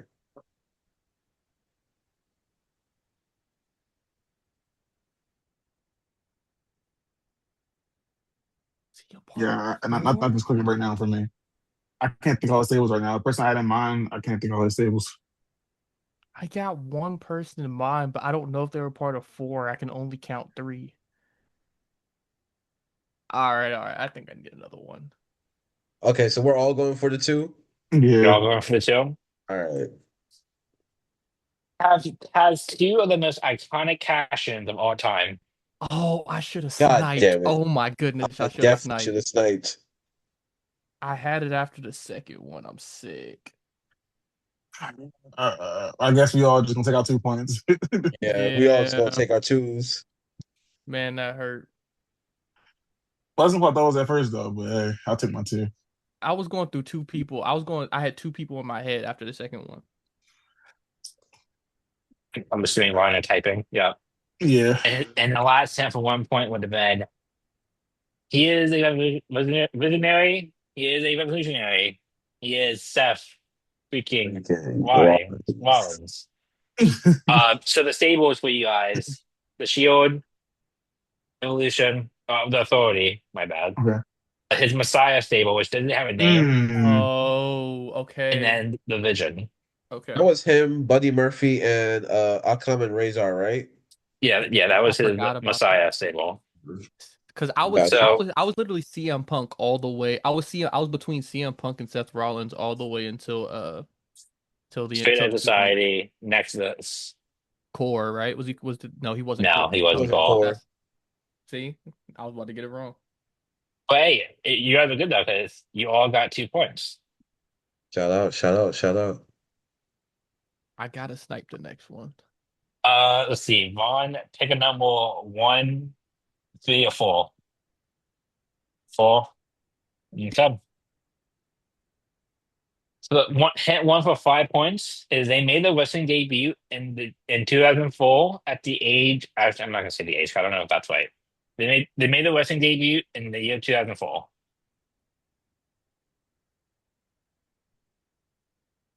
Okay. They either made the debut at either 17 or 18, maybe 19. Okay. Okay. See, that gives me a range. But it made the wrestling debut in the year 2004. Still, my cat is freaking out right now because of the storm. He's buzzing out. Dude, you good? I have a hint. Yeah, Oh, I'm gonna wait for that. Steph locking in at 5. Oh, okay. You Yeah, I'm you not. know me. Uh, I expect to lose most of these games, so I just be shooting reckless. Now I want everybody to watch Steph reaction as I read through the rest of these. Not saying you got it right or wrong, but his reaction's always the best. Hint 2 for 4 points. They have signed with NWA, TNA, Pro Wrestling Noah, Global Force Wrestling, and WWE. So NWA, TNA, Noah, WWE, and what's the last one? Global Force Wrestling. I have no idea what that is. Yeah, Ooh. I don't expect you guys to. I was say Global Force is a deep fucking cut. Yeah, I was about to say. Noah and TNA is what I'm trying to piece together. Is that the order that they were? No. Okay. I put I put so I would tell you that the uh the couple the oil ones are some of the ones they were most known for, and then the middle. I don't want to say too much because I don't want to give it away. The middle was kind of like oil in the Creole, or throughout like short time span in the Creole, and then the last one is a current one. Okay. I don't want to shoot, but I'll wait. Yeah, I'm gonna wait. I think I need one more. And 3 for 3 points. Uh, they were a former 2-time NWA World Champion, 1-time GFW Global Force Wrestling Global Champion, 1-time TNA World Champion, 2-time TNA World Tag Team Champion, a 1-time IWGP Tag Team Champion. Mm, he didn't start in 2000. Now Okay. y'all lost me. Now I was so locked in. I'm lost now because the Oh, IWGP is what threw me off. yeah, I was about to say when I heard IWGP, I said, "Ooh, tag I team think specifically." I think think back to the early days of TNA. Okay, okay, okay, okay. I think They had yeah, yeah, TNA tag titles and yeah. they had the New Japan titles heavily featured. I think I know where you're going with this. All right. I need another one. Yeah, I got another one. It's signed with a company from above, but doesn't actively wrestle for now. Oh my goodness, I'm so stupid. Say it again. Perseus is signed with a current is currently signed with a company mentioned above, so intent kill, but doesn't actively wrestle for now. Ooh, I don't know if she started at 1819. So he's currently signed with Cousin Russell. Yes, he is with the company on screen, but does not wrestle. On screen. Andre, it's typing. On screen is Wait, did Andre send something in? no, I didn't say anything yet. I was No, typing. On screen is it I kind of gotta have a guess. I think what it could be. hold up. I did tell you guys that the last one I said was it was who he told me with. So I'll I leave locked you the in. head. I locked in. You locked in for two. Andre's locked in for two.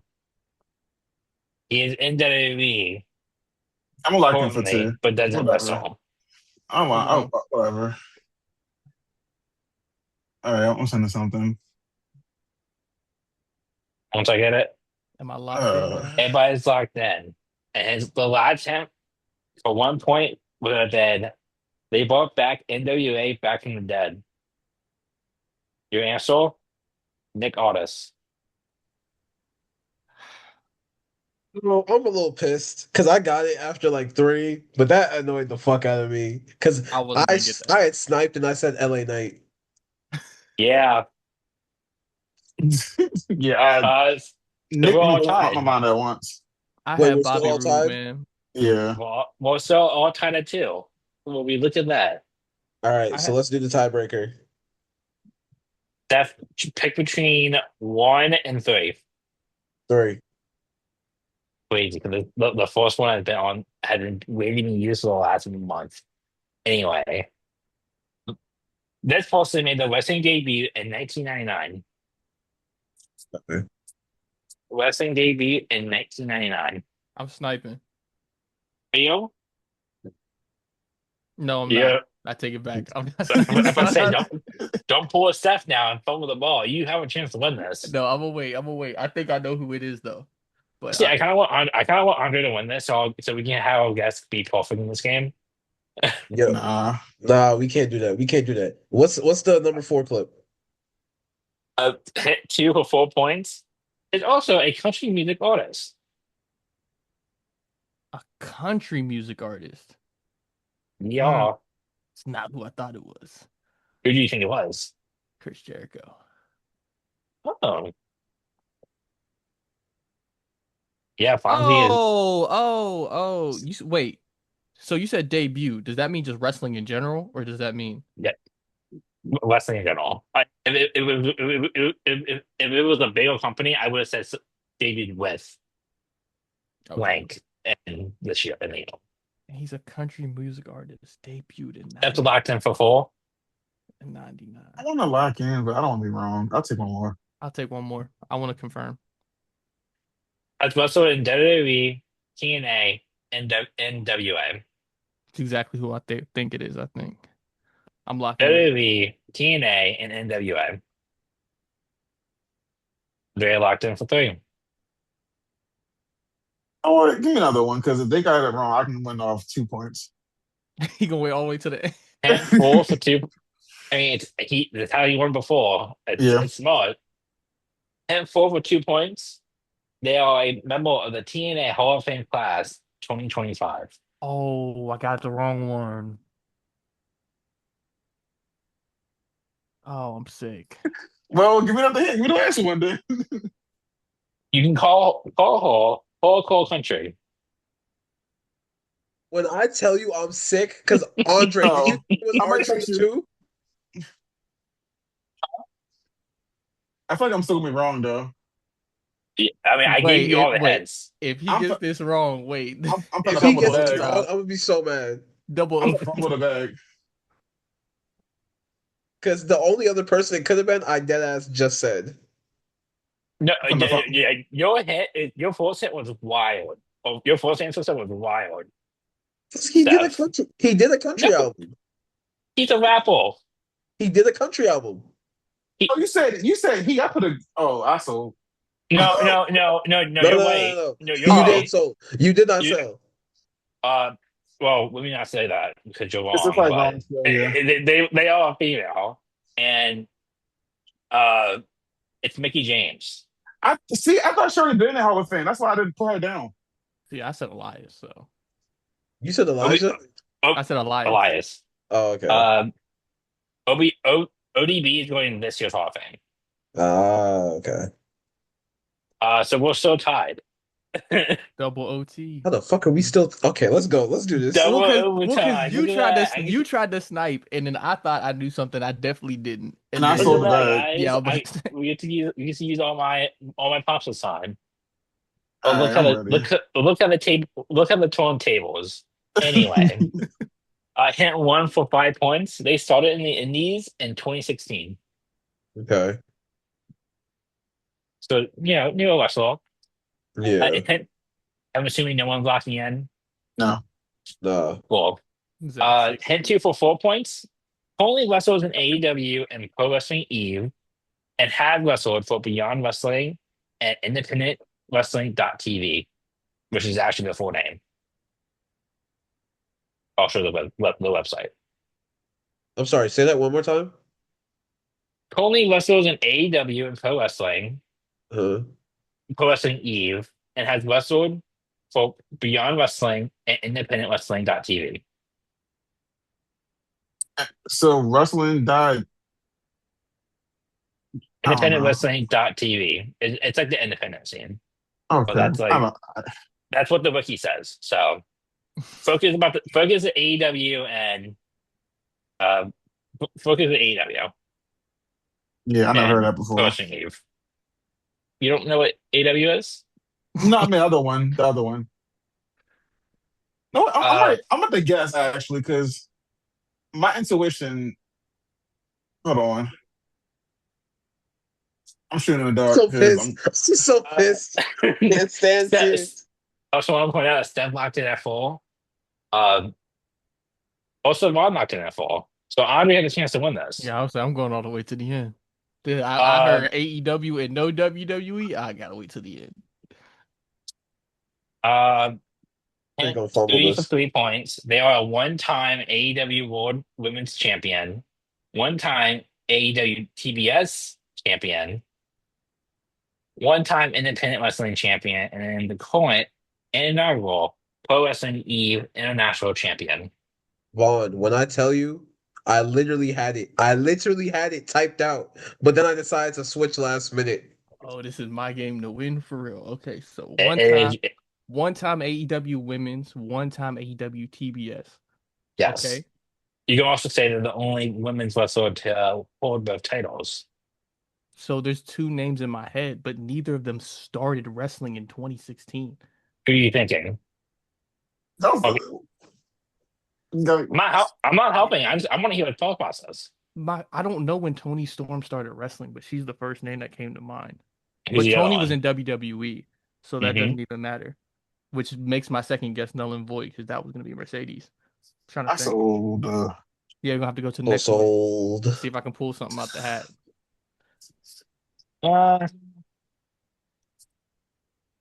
You can. She's in a stable with Orange Cassidy, technically speaking. Yeah. Okay, I guess technically. Technically, you can say she was part of 2 stables with Orange Cassidy. And then the last hint for 1 point would be you can say that she's out of this world. I can't stand you. Oh, it's the. I I don't know her. genuinely I can't don't know stand her you. first name. I don't know her first name. What's the Just last type in name? the last. Oh yeah. You can say it out loud. World. It's the word. It's the girl from the. It's not. Oh my God, how is he still fumble? He said out of this world. My fault. Oh no, That was I'll the tell way. you. I'll tell you how it ties in a bit. All right. Yeah, I already said him. The answer would be Chris Statlander. Who? No. I just didn't hear what you said. Wait. Chris Statlander. Oh, Chris. Okay. Yeah. No, I wouldn't have gotten that. Yeah, the out of this Man. world is because of the alien gimmick that she has. Okay. Yeah. I've heard the name, but Man, triple overtime. This is like Wait. hockey. It's a tie. It's a tie, Hold dog. on, It's hold a on. tie. I can cook something up real quick. Hold on. Oh, this brother got extras. He got extras in the tech. hey, he's the producer. Well, because I mean, Seth, you screwed me over so many times by not using my games. Is he doing a shoot promo right now? This MJF talking to Tony Khan. No, this is Tekla talking to Stardom. Oh, that's Crazy. crazy. I did get fired from Japan. You know what? I have sudden death. Death real quick. Yeah, I just feel good. We all equally sold, so I feel a little bit better about this. Andre, pick one between one and four. 4. Four. Let me log in Okay. real quick. Yeah, let me lock in. One time. This is a previous one we've done. So we have done about maybe 10 of these before Okay. over the span of 3 months. So I'm sure you guys won't get this. Wait, the two. Well, I said won't get this real quick. And one for 5 points. One-time WWE Grand Slam champion. They are a one-time WWE Grand Slam champion, which means they won a world title. They have won U.S. Intercontinental Tag title. All right, some of those I don't want to shoot in the dark. Yeah, I'm not shooting in the dark. What's the next hit? I'm not shooting. They were in the dark. both the WWE champion and WWE World Tag Team champion at the same time.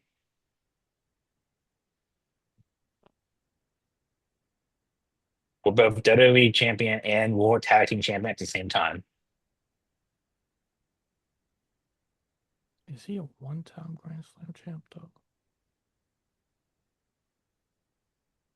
Like for more than a day, right? My opinion. Okay. But they held both the WWE championship and the World Tag Team championship At the same same time. time.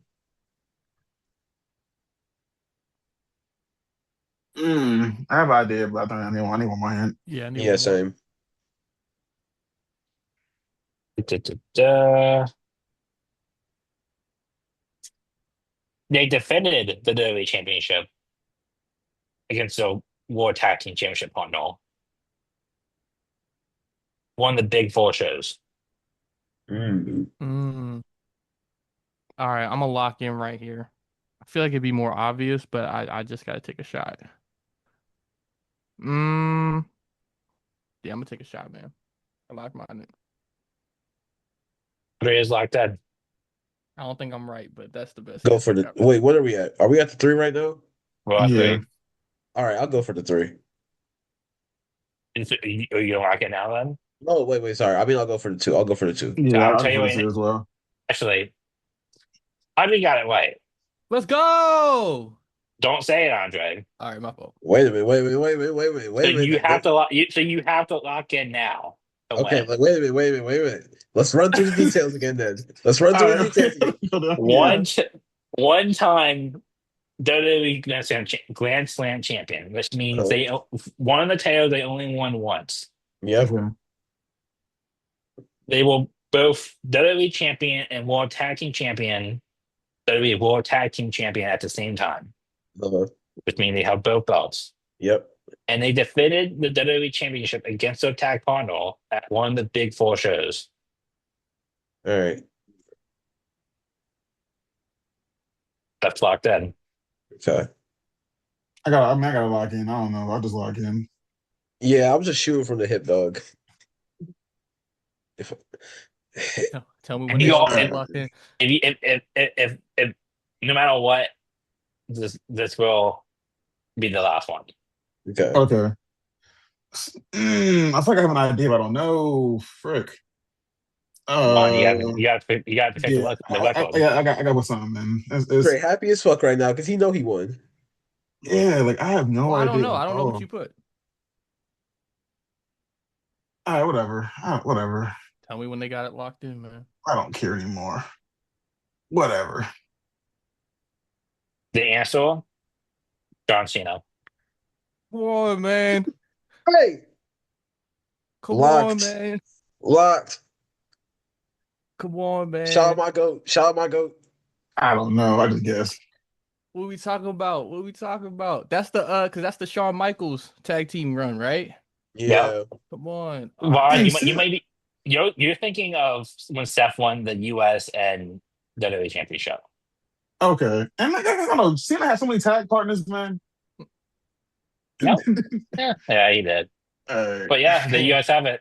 Our triple overtime ends with Steph and Andre tying. So for record's sake, Andre, we like to keep our records. Oh, So Steph moves to 1-5-2. I don't know how he has 2 ties.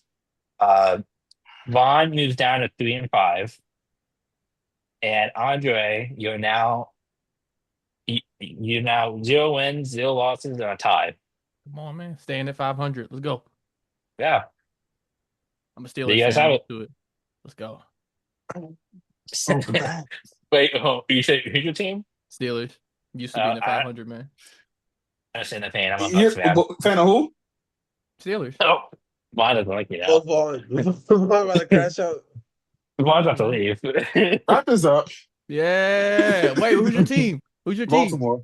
Oh, you got Tyler Loop as your kicker? That's tough. So, wrap it up. Wrap it up. All right, guys. Thank you for listening or watching to episode 50. Andre, let the people know, where can they find you at, man? Oh man, I'm in a hobbit hole right now, guys. I'm not gonna lie to you. Put over podcast on all platforms as usual. Again, me and Mike gotta get our stuff back together. But go check out our old stuff. Our old stuff is still funny. We actually have some really funny content on there of like predicting what happens after Mania, and how accurate it is hilarious. But yeah, no. So it's been a pleasure. I'm glad to be on the 50th episode. This is a milestone for you guys. Yeah, I'm come on, honored, man. man. Milestone. But yeah, no, we appreciate you. We thank you for coming on, man. Of course, check out the Put Over podcast. We know they're gonna get locked in. We know that we gotta have the pods collide, you feel me? I'm saying. But other than that, thank you guys so much. 50 episodes, 50 ball, you feel me? I'm gonna pass it off to the OG. Hey man, like always, I'm sorry y'all. Who am I? Recently, I've been catching L at the L, not the champ anymore. But like always, y'all thanks for rocking with us. Like, comment, share, subscribe. Let the world know about this thing called Top Rope. Like I always say every week, DMV's best podcast, the world's best podcast. Content coming heavy. Once again, we're gonna be in Baltimore, or in the DMV area. We're gonna be at the Raw show on Monday. If you see us, come holler at us. Yeah, man. Like appreciate y'all. Episode 50s in the books, and hey, man, what you got for us, Oracle? As always, so Halo job 24/7. Follow us on the socials. We're all public. Social public. Yep. Thank you guys for 50 episodes. We'll hope to continue. My cat's still freaking out. And with that, deuces. Thank you guys so much. Like always, we are over the top rope. Deuces.